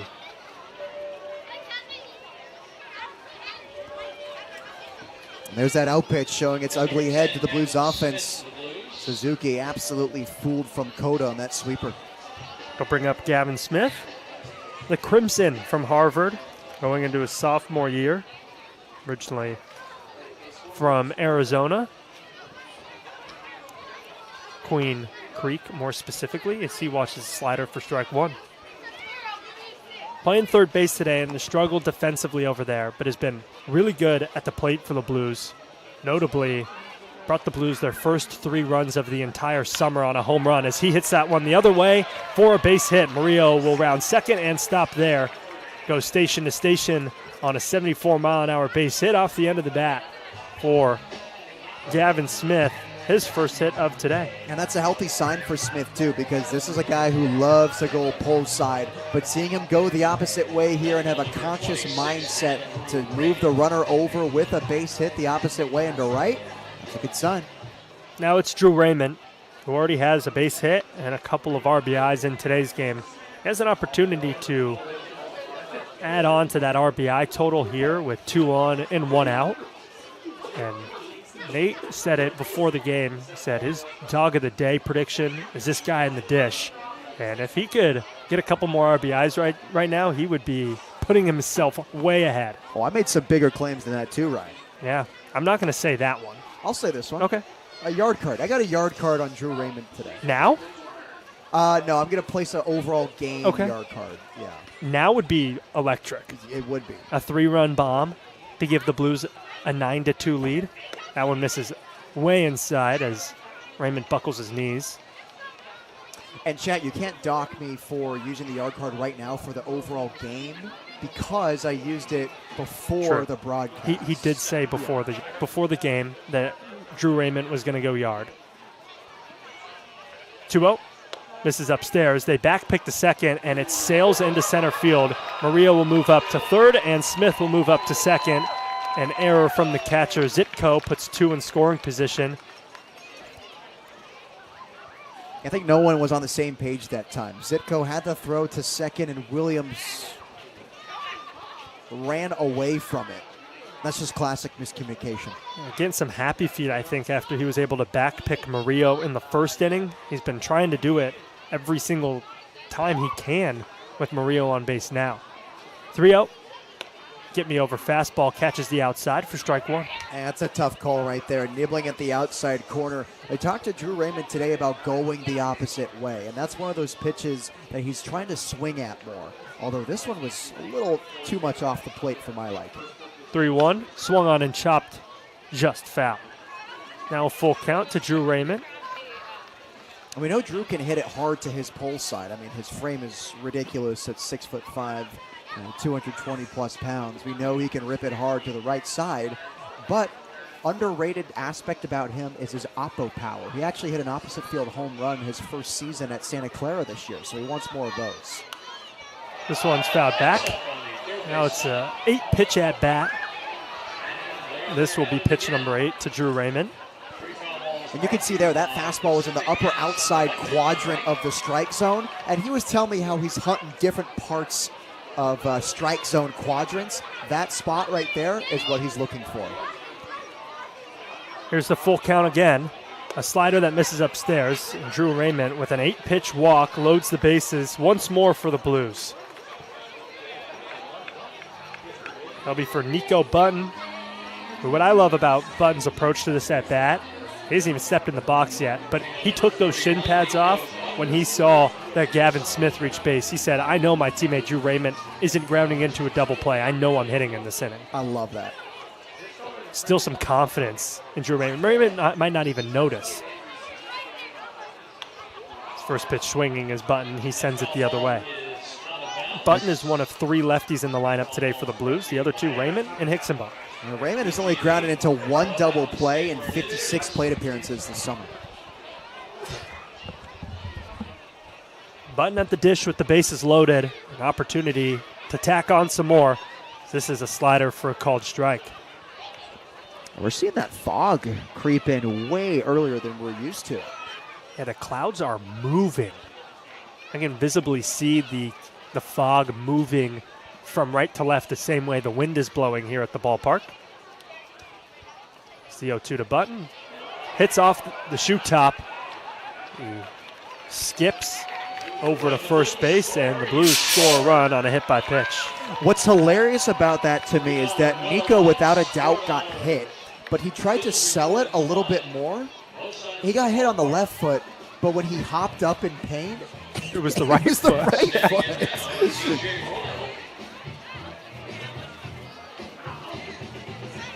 He will walk down the baseline and check, make sure everything is okay. It brings up the leadoff guy, E.J. Royal, with the bases loaded and 1 out.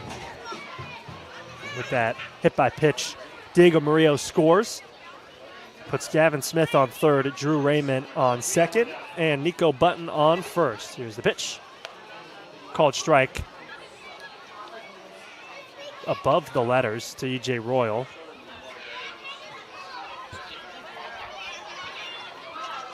The zone is starting to expand as it gets chillier in the night. There's the 0-1. Very similar spot, but called the ball. They appeal. No swing, says the first base umpire. Ace is free, 1 ball, 1 strike with 1 out and 1 run in here in the bottom of the 5th inning. I thought they were going to call that slider a strike anyways. It looked good to me, hitting the upper part of the zone. Here's 1-1. Up and in. 2 balls and a strike. And I would say of all the spots in the zone, and they're going to say it hit E.J. Royal, actually. Wow. It bumped off that shoulder pad, and the Blues are going to score another run on yet another hit by pitch. And back-to-back HPPs, bringing in the second run of the inning. Nate, if the game ended right now, I think E.J. Royal is the dog of the day. I literally just thought that as I looked at my scoreboard. Double, single, walk, hit by pitch, RBI, and a run. Yeah. The crazy thing, too, is EJ has been so consistent this entire year, and we have 18 dog of the days. He's only got one of them. First pitch to Jake Hicksonbaugh, misses up and away. Hicksonbaugh can make a good case for himself right here. He already has a hit and a couple of RBIs. If he could get some more RBIs here, never know. It's going to be a battle today because a lot of Blues hitters are putting barrel on the ball. Hicksonbaugh watches this changeup for a called strike.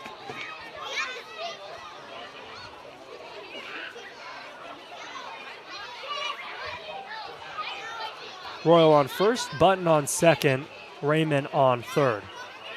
The lefty Hicksonbaugh at the plate as he swings and fouls it off the catcher, Zitko, right off his mask. And Hicksonbaugh wants that pitch back. He saw it all the way in and just nicked it off the face of Zitko. And just a little underneath that high fastball. That's where we see Jake Hicksonbaugh do damage with pitches, is up in the zone. He likes getting the barrel up near the letters. When it's middle of the zone lower, that's where you're going to see him try to finagle some soft contact into the outfield. 1-2 is a big slider. Tried to go backdoor with it, but it couldn't catch the zone. After a quick leash for Owen McMulkin, who walked 2 batters and only threw a third of an inning, Isaac Cota is getting a gigantic leash for the Bombers. As here's the 2-2. It misses upstairs. 3 balls and 2 strikes.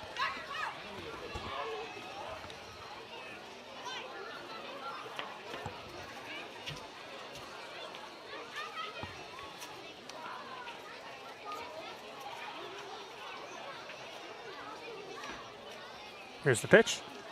Swung on and chopped weakly back to the pitcher. He'll come home with it, and that's the only play they'll have. A fielder's choice for Jake Hicksonbaugh. The second out of the inning is made at home plate. And it's second fielder's choice for Jake Hicksonbaugh today, too. The pitcher, Cota, did the right thing. The easy play over at home. It was a force out. No tag needed. Zitko with his foot on the plate. That's the second out. Drew Raymond gets thrown out, trying to go home in the force. Button moves up to third. Royal to second. Hicksonbaugh to first for Zach Tollerman, who is now recording his third plate appearance in 2 innings. He's coming to the dish right here. First pitch to him is a fastball for a called strike.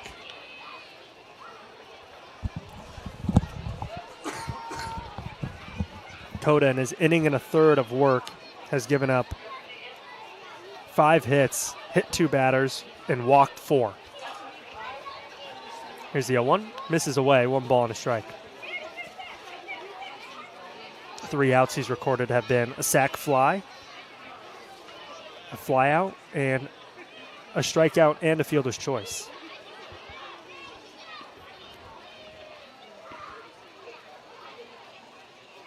One, called strike. Another fastball clipping the outside part to Zach Tollerman, who's been really patient at the plate today. He struck out looking in the first inning on a pitch that just clipped the corner, and he's walked twice.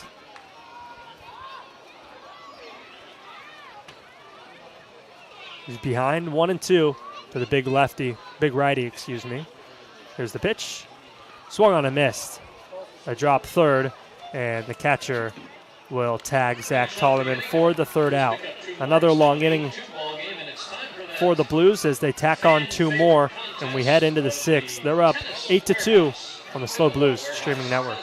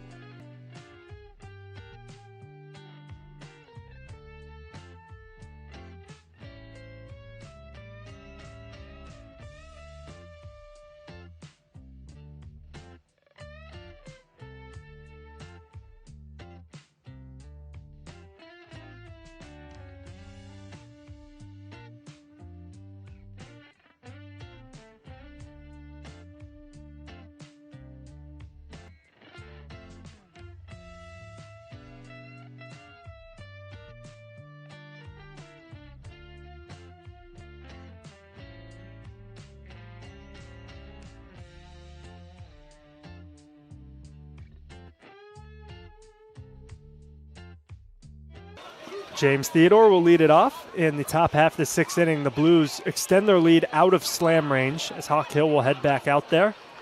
That one misses down and in for ball one. A 2-run fifth inning after a 5-run fourth inning. A slider for a called strike right at the letters from Hawk Hill to James Theodore. Theodore will be followed by Fishbaugh and Gianluca Finelli. Theodore swings and chops that one to third. Gavin Smith will run and make the play on the run. You can see Smith that time making a conscious effort to take his time with the ground ball, get his feet set, get his sight set to first base, and you can see the much better throw from Smith over to first this time. Theodore has led off every top half of even-numbered innings in this game, and he has recorded an out every single time. First pitch to Fishbaugh is low for a ball. Best nugget of the year. Fishbaugh has batted second in every even inning thus far, and he is 0 for 2. He's recorded the second out of those innings. Hawk Hill misses upstairs. A strikeout and a ground out to Tollerman. Tollerman flipped it over to Howell at the time. That was back in the second inning. There's a 2-0. Misses upstairs. 3 balls and a strike. Second inning feels like it was yesterday. 2 long innings in the fourth and the fifth. It's a 3-0 from Hawk Hill. It's a fastball for a called strike at the knees. A get-me-over fastball. It's Hawk Hill on the board against Fishbaugh. Yeah, we're at the 2-hour mark, almost on the dot here in the top of the sixth. Swung on a miss. From 3-0 to 3-2. Against the Duck, heading back for his senior year at Stevens Institute of Technology, originally from Carlsbad.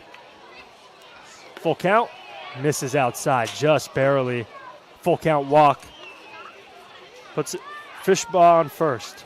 Yeah, didn't miss by much. Tried to hit the outside corner with the slider. The umpire didn't expand the zone quite enough. And a 1-out free pass. Now it's Gianluca Finelli, the sophomore, attending San Diego Mesa.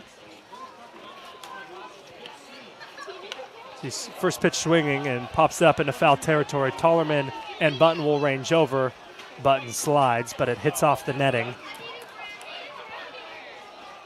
It'll go down as a strike to Finelli, who has reached base safely both times today.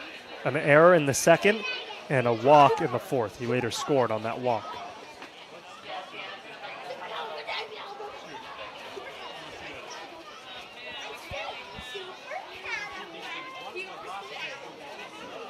A north versus south matchup, Blues versus Bombers, as Hawk Hill throws a curveball that drops into the zone.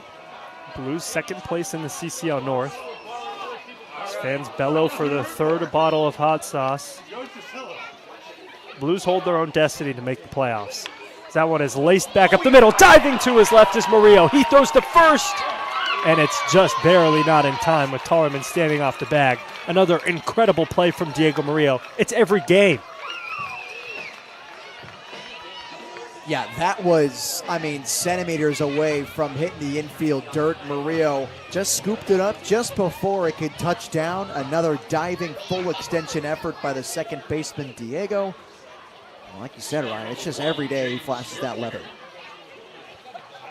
Continues day in and day out to be the best Blues infielder, at least defensively. As swinging and missing is Derflinger for strike one. He made a sliding play going to his left a couple days ago. He just made that diving play. He had that incredible double play recently as Hawk Hill gives his A move to first. It is literally every day, bro.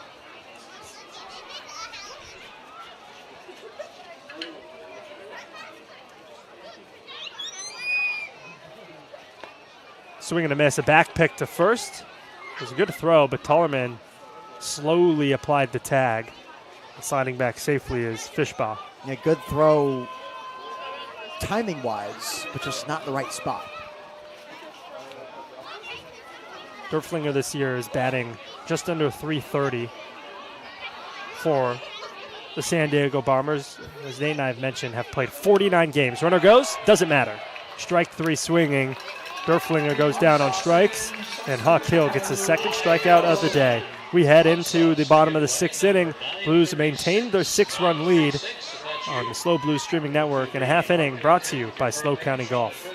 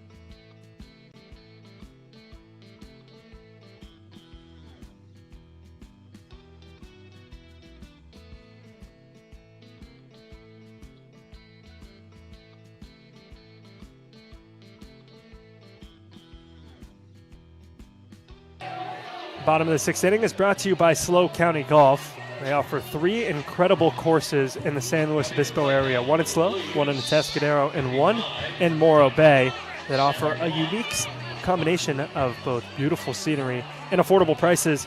Book your next tee time at slocountygolf.com. It'll be Sam Ardois to lead it off as he watches the first pitch from the new pitcher, Wyatt Thomas. Thomas making his 10th appearance of the summer for the Bombers. He's made 1 start for San Diego, and in that time, 3.44 earned run average and 20 and a third innings pitched, 13 strikeouts and 16 walks in that time as well. 11 runs, only 10 of them earned in those 20 and a third innings pitched, and he's got a pretty expansive arsenal as well. He falls behind 2 balls and a strike to Ardois, and yeah, that arsenal is 7 pitches. Fastball sweeper primarily, with a curveball, a slider, a sinker, and a changeup. That one is a called strike to Ardois, and the count evens up at 2 balls and 2 strikes to today's shortstop.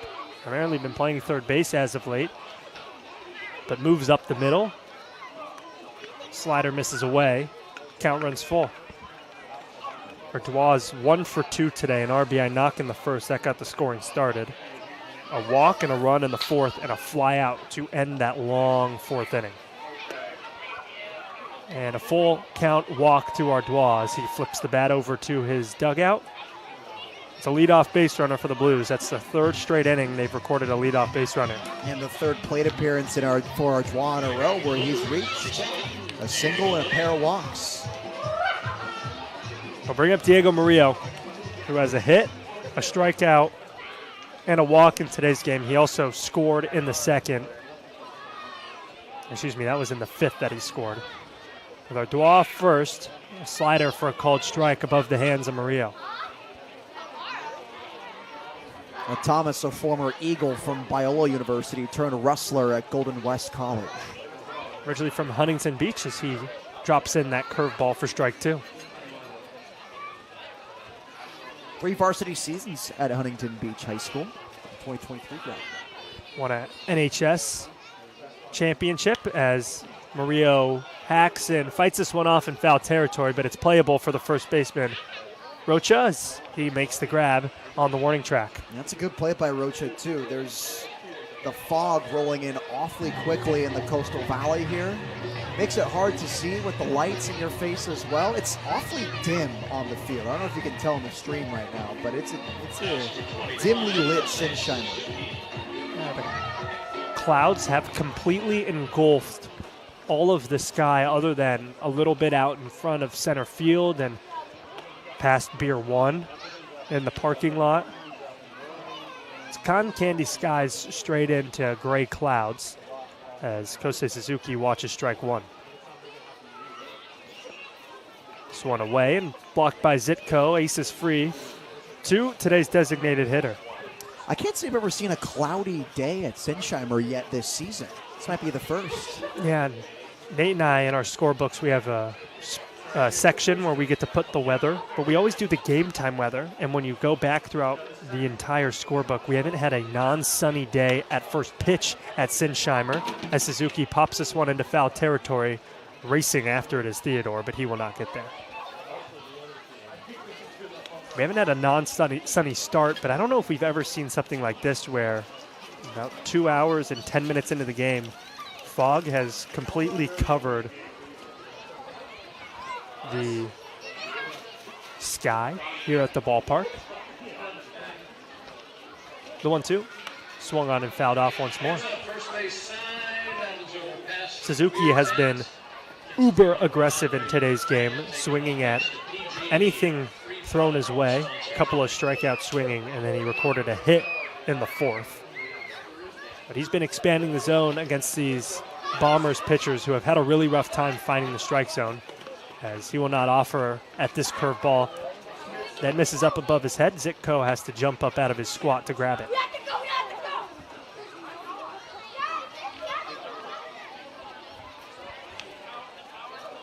2 balls and 2 strikes to Kosei, who went 0 for 4 in his last start against the Merchants. A pair of RBIs. He swings and hits this one on the ground pretty hard to the shortstop Williams. He flips it to Derflinger. The throw to first in the dirt, but picked by Rocha to end the inning. Taylor made 6-4-3 double play. And the new pitcher, Wyatt Thomas, faces the minimum. We head into the 7th inning. I pass it over to my partner, my pal, Nate Mills, who will take you the rest of the way on the Slow Blues streaming network.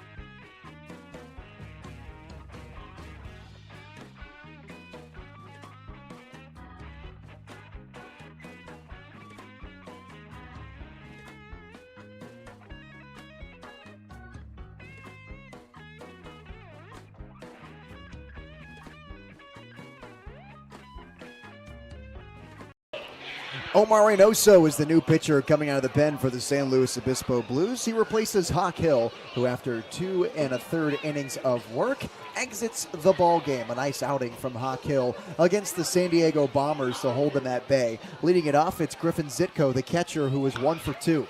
Zitko is first pitch swinging and popping it up out of play for strike 1. Reynoso, this summer with the Blues, is making his 11th appearance in 18 1/3 innings pitched, has struck out 11, walked 7, and allowed 6 earned runs to cross the plate. One of the higher end relief pitchers for the Blues, being used up by 6 against San Diego. Here's the 0-1 to Zitko, and Griffin flinches, but it skips behind home plate and misses for ball 1. Zitko with a 2 RBI double in the 4th brought home the only 2 runs San Diego has scored today. Before that, he grounded out to Gavin Smith for the first inning for the first out of the 3rd.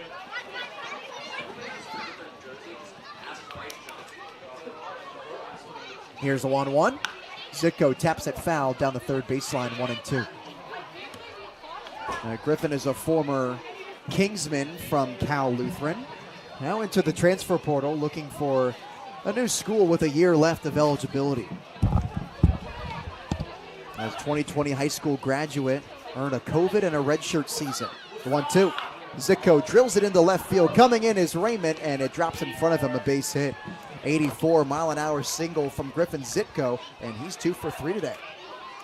Hawk Hill retired 7 of the 8 batters he faced. And Omar Reynoso gets welcomed with a base hit from Zitko. It's actually the only batter that Hawk Hill didn't face. So the catcher Zitko is 2 for 3, and it brings up Thomas Williams, who was 1 of 3. Ground out to first, a single and a strikeout swinging. The lefty Reynoso strides and shoots, and the righty Williams takes strike 1.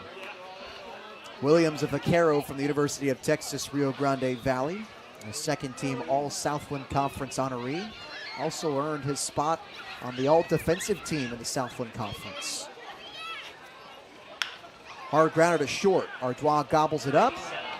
And the Blues turn the double play on a 97-mile-an-hour ground ball. I was going to say another tailor-made double play in this game. Not tailor-made. 97 off the stick. That ball was crushed. Just right into the dirt. A loud out from Thomas Williams, and with 2 outs, that brings up Lucas Bonham. Speaking of loud contact, he drilled a triple in the first inning, his only hit of the afternoon. The next 2 plate appearances, he popped out to short and popped out to first. First pitch to Bonham, a swing and a miss on a changeup for strike 1.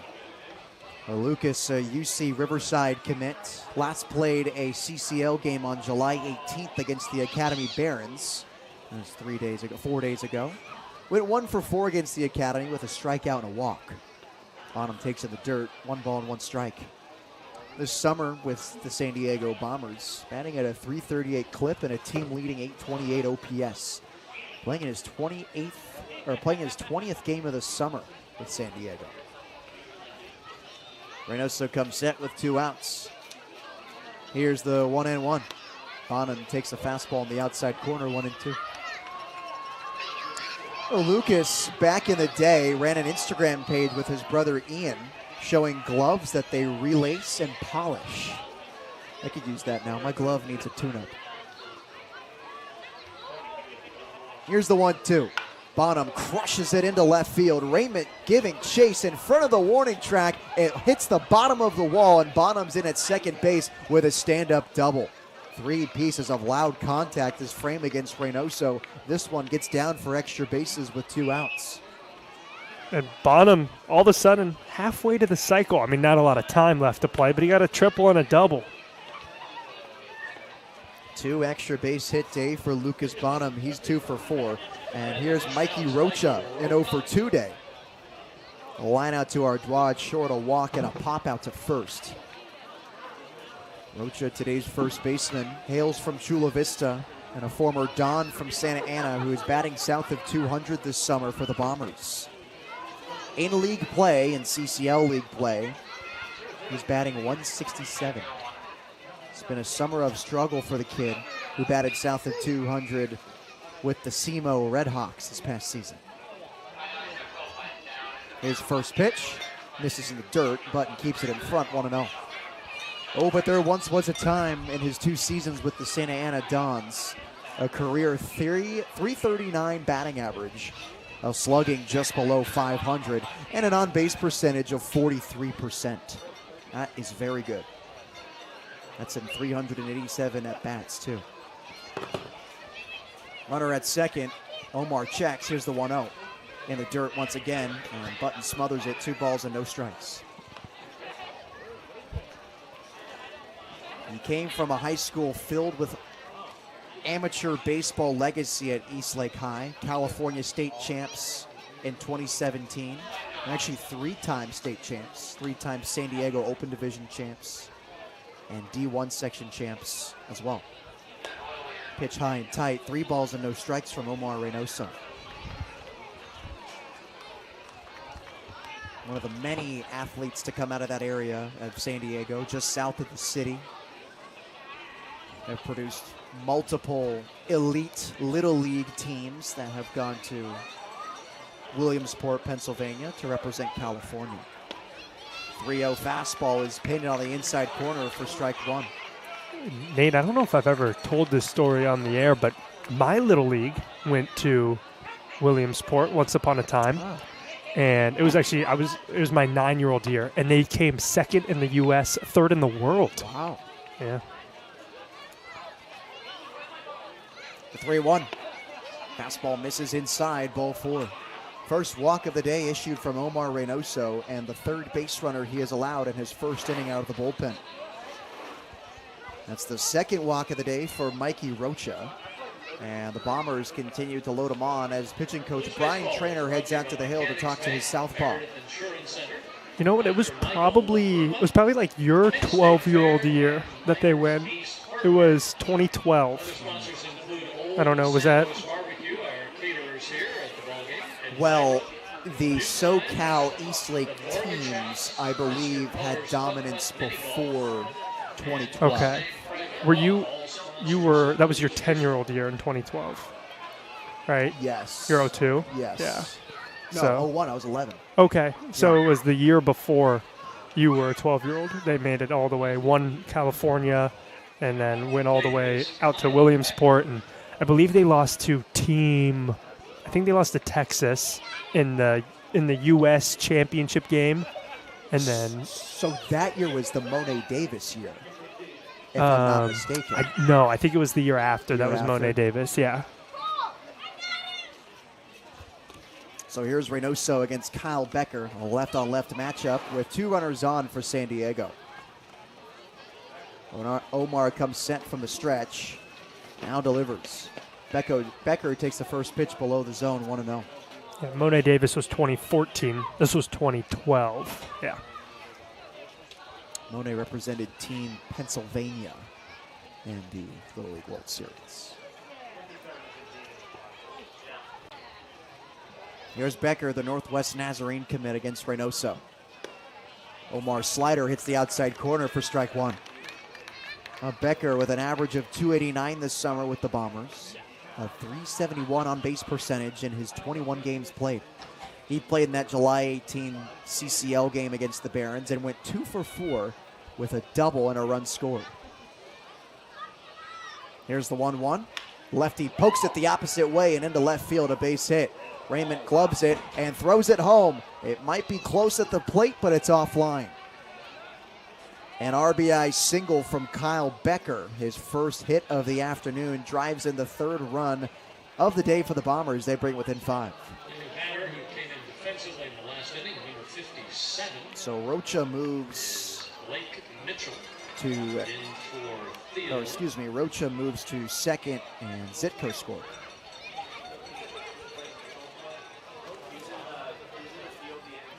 So no more James Theodore. It's now Clayton Mitchell coming up to the dish. Mitchell takes the first pitch high and outside. That's ball 1. Another left-on-left matchup in the top half of the 7th inning. The Blues lead 8-3 over the San Diego Bombers. The Alameda Merchants have defeated the Walnut Creek Crawdads, and the Dads have fallen into 4th place. Pitch misses low, 2-0. Yeah, so I said earlier, if you're a Blues fan, you're rooting against the Merchants for the rest of the season. That changes. Now you're rooting against the Crawdads.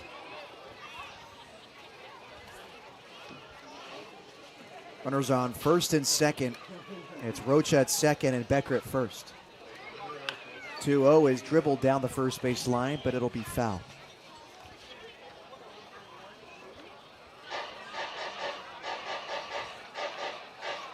Lucas Bonham scored on the RBI single from Kyle Becker. He was at second with a 2-out double. And the bullpen is empty for the Blues. One righty getting hot for San Diego. Wind jetting out to left, and lefty Mitchell is ready. 2-1. Mitchell takes outside. Button tries to back pick at second. The throw is close, but not in time. Pitch is called a ball. It's a 3-1 count to Mitchell.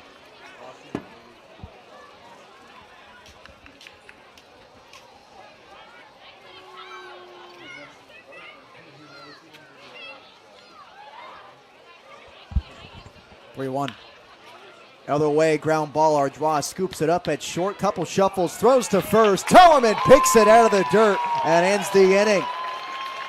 Zach Tollerman bails out his shortstop. The base runner Mitchell didn't agree with the call, but the side's retired. So the Bombers will only get one in the top of the 7th, and it's an 8-3 ball game. The Blues lead. It's time to stretch at Sinsheimer on the SLO Blues streaming network.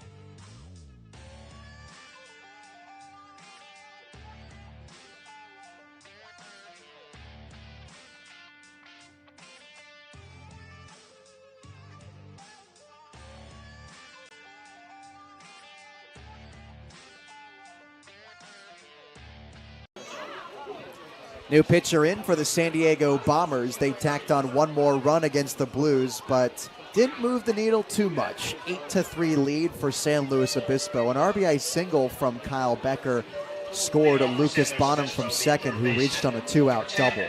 So Thomas's day is over. It's now the righty from Westmont College, Willis Lacey. Just finished this past season at Westmont, where he had a 7.13 ERA and 17 2/3 innings pitched, 16 strikeouts in their 17 2/3. The first batter is Gavin Smith, and he swings at the first pitch and bounces it to the second baseman, Derflinger, who throws it over to first in time for the first out of the inning. One pitch, one out for Willis Lacey, fresh out of the bullpen. Yeah, Lacey, unlike Thomas and Coda, has a 3-pitch mix. He's not throwing 8 or 9 pitches, but really it's a 1-pitch mix. It's a fastball. It's 75 fastballs. He's thrown 4 sliders and 2 changeups this year. And that changeup, honestly, isn't much different from the fastball in terms of velocity and break. So here's Drew Raymond now, 1 for 2 day with a single and a sacrifice fly. Raymond takes the pitch outside, and it hits the backstop. 1 ball and no strikes. Raymond last got a start on July 19th against the Alameda Merchants, where he went 1 for 3 and drove in a pair. 1-0. Raymond takes a slider on the outer part of the plate. 1 ball and 1 strike. Now Willis Lacey making his 7th appearance of the summer for the Bombers. Has a 7 ERA and a 1.6 whip. Has pitched in 5 innings so far for SD. The 1-1. Raymond takes it outside. 2 balls and a strike now. In those 5 innings of work, he's struck out 8 batters, hit 5, and walked 7. It's pretty hit or miss with Willis Lacey so far this summer. 2-1. Raymond takes a pitch just off the plate outside. 3 balls and 1 strike. And again, I talked about the quadrant hunting that Raymond is doing on the strike zone, and that pitch was right in that spot, but he left it alone. 3-1. He swings at this offering, though, for strike 2.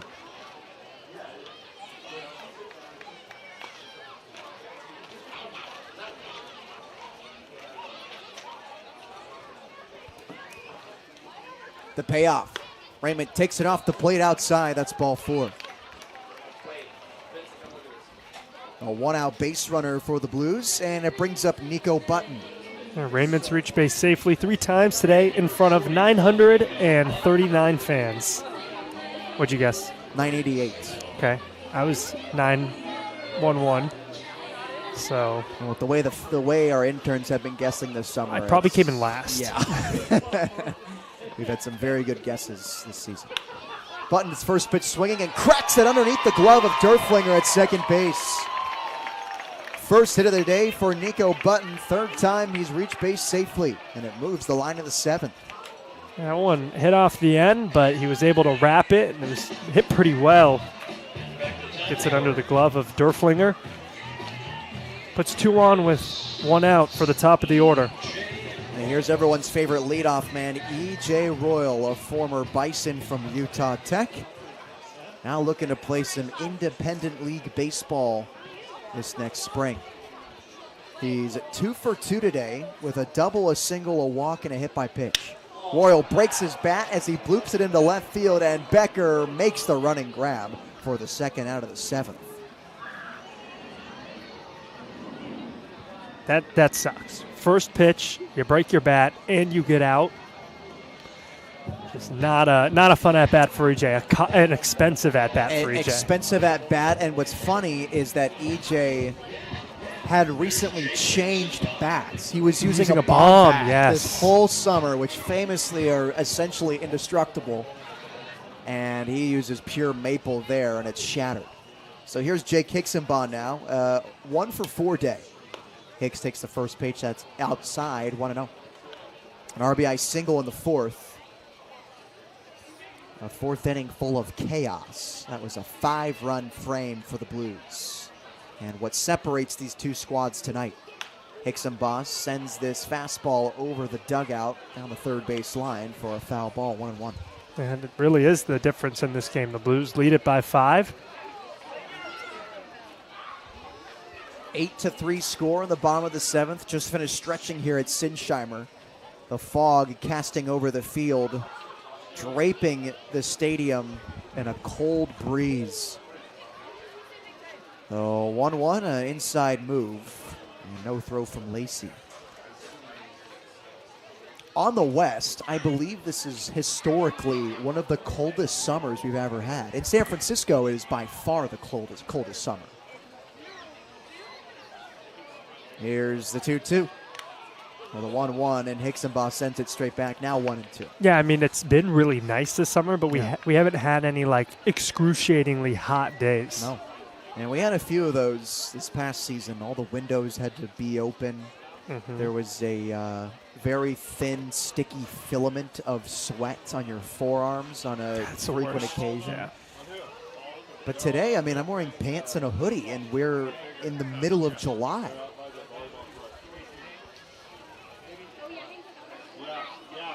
Oh, 1-2. Hicksonbaugh waves and misses for strike 3, and that'll end the inning.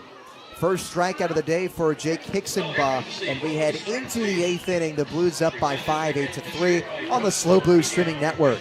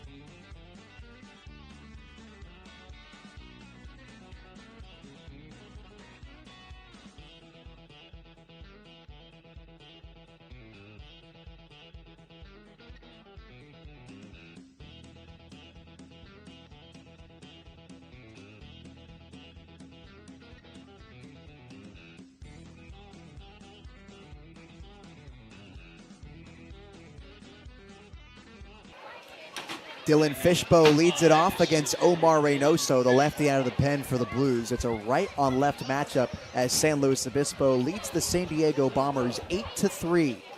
First pitch to Fishbow, and he swings and misses right through it for strike 1. Dylan today is 0 for 2. A grounder to first, a strikeout swinging, and a walk. He's a Duck from the Stevens Institute of Technology in Hoboken, New Jersey. Here's the 0-1. Fishbow swings and fouls this one straight back. No balls and 2 strikes. Reynoso's looking to have a bounce-back inning after facing 6 batters and giving up a run in the 7th. Dylan trying to put up a fight here against Reynoso, who is losing the back of his jersey as it is untucked. An 0-2 count to Dylan, a SoCal native. The pitch takes it high, 1 ball and 2 strikes. Fishbow specifically grew up in North County, San Diego in Carlsbad, and is a graduate of La Costa Canyon High School, where he won a CIF title with the Mavericks and was a 2-year varsity letter winner at LCC. 0-2. Fishbow takes it on the inside corner, strike 3 called. A slider ties him up, and he goes down looking for the first out of the 8th inning. And the fans are really happy because Blues pitching has not struck out a lot of guys today, so giving out some more hot sauce. Only the 4th strikeout of the afternoon for Blues pitching, and the first of Reynoso's outing.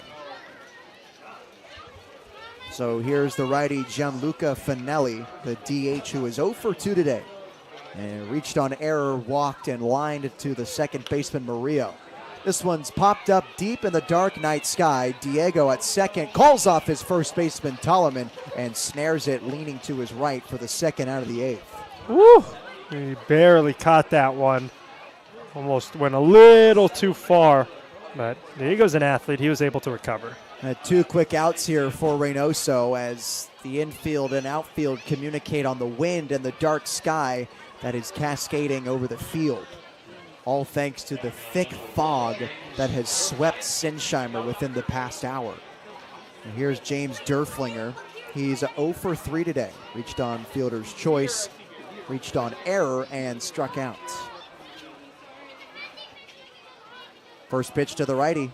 Derflinger fouls it up and just to the right of us for strike 1.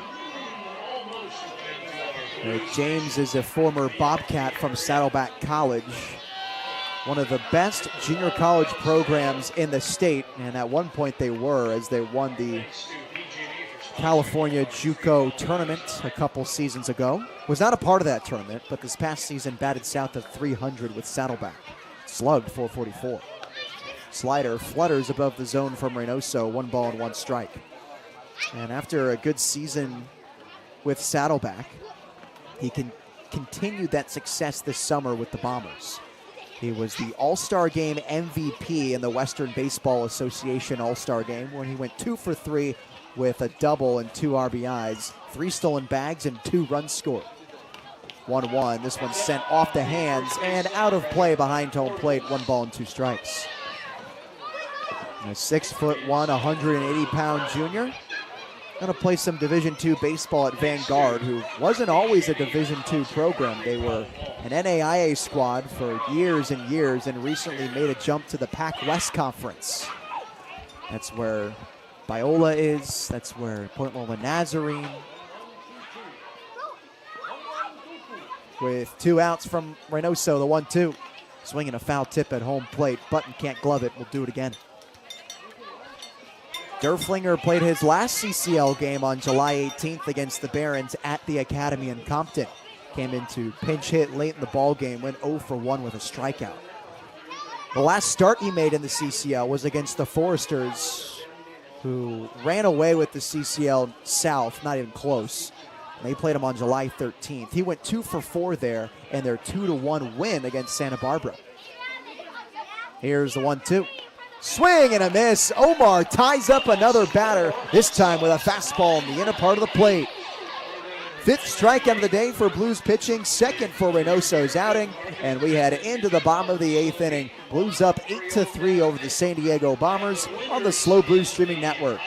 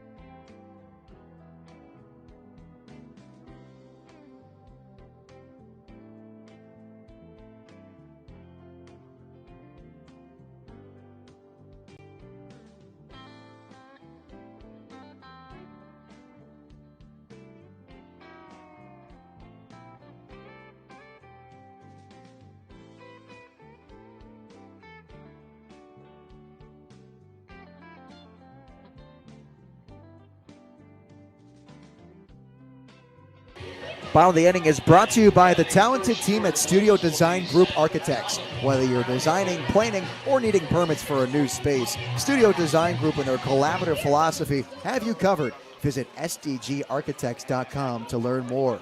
Zach Tullerman is the first batter against the new pitcher Colton Dahl, and he swings and misses right through the Santa Barbara City College Vaqueros offering for strike one. Here's the 0-1. ZT and a big wave and a miss here. Zitko couldn't glove it behind home plate as it rolls to the backstop 0-2 to Tolleman, who is 0 for 2 today. 2 strikeouts and a pair of walks. Scored one of the 5 runs in the 4th inning that the Blues put up against San Diego. And that's the biggest differential in this ball game as the Blues lead 8-3. Pitch misses low and outside. 1 ball and 2 strikes to Tolleman. Now the righty working quickly as he gets right back on the rubber to face the right-handed Zach. Wynn jetting out to left field, the 1-2. Tolleman flinches and takes strike 3. Changeup on the bottom half of the zone, and the first baseman goes down looking. 3rd strikeout of the day for Zach Tolleman. He's now 0 for 3. And with 1 out, here comes Sam Ardois, who has reached safely in 3 of his 4 plate appearances this evening.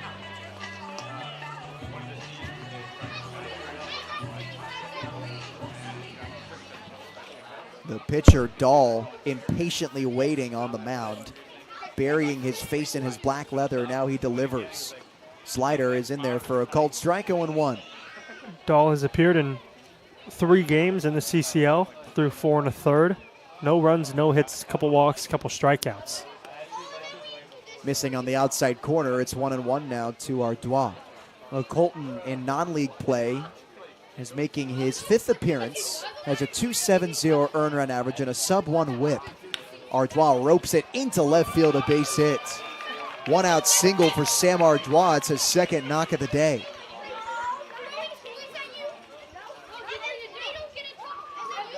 A 1 out base runner, and it brings up Diego Murillo. Murillo top 4 in batting average in the CCL this summer among qualified hitters, that being batters who have 50 or more plate appearances. And we should set the guideline straight. Okay. That is just what Nate and I are deciding as the baseline. 50 or more at bats at this point in the season. There's not an actual baseline in the CCL. Well, there is a baseline, and I think it's a little unfair. It's major league standards. Yes. Which is 3 1/3 plate appearances per game that the team plays. 1-0, Murillo sends it into right field, a base hit. Back-to-back hits in the row for the Blues. This one coming off the barrel at 94. And it's a lot different to use that number for Major League Baseball as it is to the CCL, because here in the CCL, we only play about 50 games. Obviously, in the big leagues, you play 162. Yeah, I mean, on average, I would say a starter in a baseball game gets about 4 plate appearances a game. But in the CCL, you have such a big roster, and guys are constantly starting, and others are sitting. And Diego Murillo is an everyday guy now, but at the beginning of the year, he wasn't. Here's Kosei Suzuki. He takes the first pitch slider outside, 1-0. So he falls below that mark. And when you look at the entire Blues team, actually, the only qualified hitter who's still a Blue is E.J. Royal. 1. The 1-0. Suzuki half swing, and off his fist, he fouls it down the first baseline. And Murillo and Ardois will have to retreat to their original bags, and it's a 1-1 count to the LaSalle commit, Kosei Suzuki. That's 1 batter in a 30-man roster. Murillo at first, Ardois at second. Blues up 8-3, trying to be greedy in the bottom half of the 8th. Here's Suzuki with 1 hit today. Kosei pops it up high and foul into the orange row over the first base dugout for strike 2. Yeah, EJ coming into this game, 163 plate appearances, so he acts as a qualified hitter. But for Sam Ardois, who's 2nd on the team in plate appearances, he isn't a qualified hitter. And those plate appearances for Sammy coming in at 129. Yeah, 3.07 plate appearances per game average, which is 0.03 under what is needed to be quote-unquote qualified. 1-2. Suzuki tardy on this pitch as well as he fouls it out of the stadium, and will do it again. Yeah, so Nate and I say 50 at-bats because when you look around the league stats and you're looking at guys who are leading in slugging, right? The leader in slugging is Cole Sindow, who plays with the Waves but has 13 at-bats. That's not very fair. So we go all the way down to Tommy Gooden, who has 96. Suzuki takes this pitch on the outside corner for strike 3.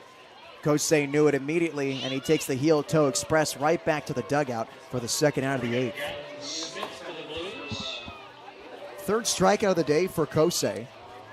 He's 1 for 5 with 3 Ks, a single and a double play, as Gavin Smith strides in. Smith is 1 for 3. A pop out to right, a sac fly, a single. He scored a run there. And a ground ball to the second baseman.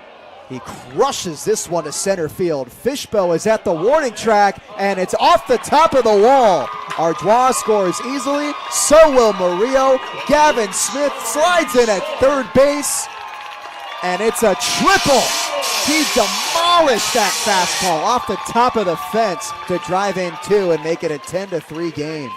I feel so bad for this guy. He's 3 feet away from having a grand slam and a 3-run home run in the same game. But you know what, Nate? Tell him, Ryan. Tell him, Ryan.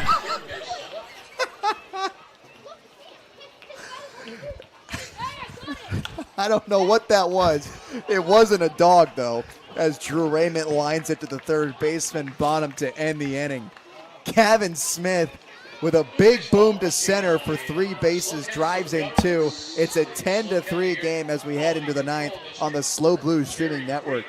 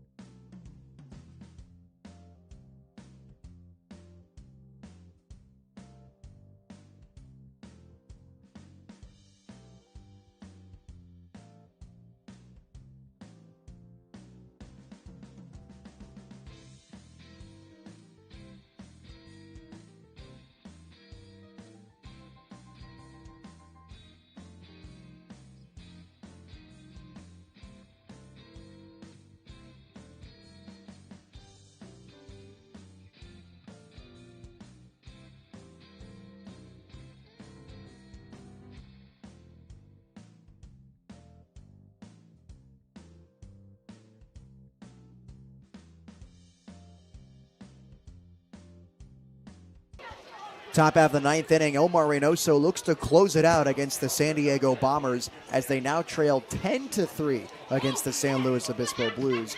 Griffin Zitko leads it off against the lefty Reynoso. First pitch, and Zitko swings and misses right through it for strike 1.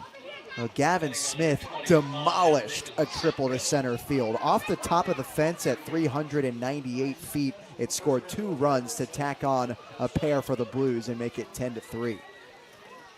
There's Zitko, who's having a day himself. He's 2 for 3. Now Griffin takes a pitch just off the outside, 1 ball and 1 strike. Yeah, I mean, 395 to dead center. The sign in center says 395, and he hit it right off the 395 sign. As you said, Ryan, Smith, though is our solidified dog of the day, has been so unlucky. Zitko tardy on a fastball here as he fouls it away for strike 2. Yeah, I mean, most days you would be really happy if you went 2 for 4 with 3 RBIs, a triple, a single, and a run scored. But if I were Gavin Smith, I would be saying to myself, dang, I could have had 7 RBIs, a grand slam, and a 3-run home run. Literally a foot away from a grand slam and maybe another foot away from a second homer to dead center. 0-2. Zitko takes a slider, punching the outside corner for strike 3. And Omar's been clipping that part of the zone ever since he came out of the bullpen in the 7th. Now, Omar's not a huge strikeout guy. He only has 11 in his 18 and a third innings pitched this year, but he has recorded 3 in his last 4 batters he's faced. Zitko goes down on strikes for the first time today, and we'll flip it to the top of the order in Thomas Williams, the switch hitter batting righty against the southpaw Reynoso. First pitch, Williams takes it outside as it pops out of the mid of button behind home plate, 1-0. Thomas is 1 for 4 today. Grounded to first, a single, a strikeout, and a 6-4-3 double play in the 7th.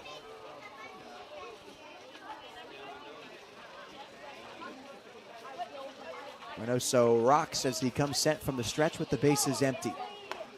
1-0 pitch flutters outside, 2-0. Now, Williams is no stranger to the CCL as he's playing for a CCL affiliate team as he played for the Academy Barons in 2022 and 2023 down in Compton. Here's the 2-0. Off the hands, it's popped up on the left side of the infield. It rolls into foul territory, and Button, the catcher with no mask, makes the catch for the second out of the ninth. You see the hustle from Reynoso off the bump? He's like, I'm going to catch this ball, but no way, man. That is not your ball. No, never. The only time a pitcher should ever catch a ball is if he literally is the only person who could catch it. Yeah, it's nothing against Omar. Yeah. It's just one of those things. So now the Bombers down to their final out, trailing by 7 to the Blues in the top of the ninth, and it's Lucas Bonham who has a pair of extra base hits today in his 2 for 4 outing, a triple and a double.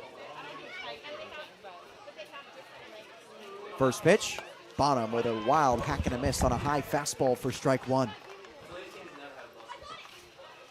Lucas, a former first-team all-conference Warrior from El Camino College. This past season, he hit .377 with a .638 slugging, 6 bombs with 57 runs driven in. And he demolishes this one to left, but Raymond is there. The fog bets it down, and Drew makes the running snag for the final out of the inning.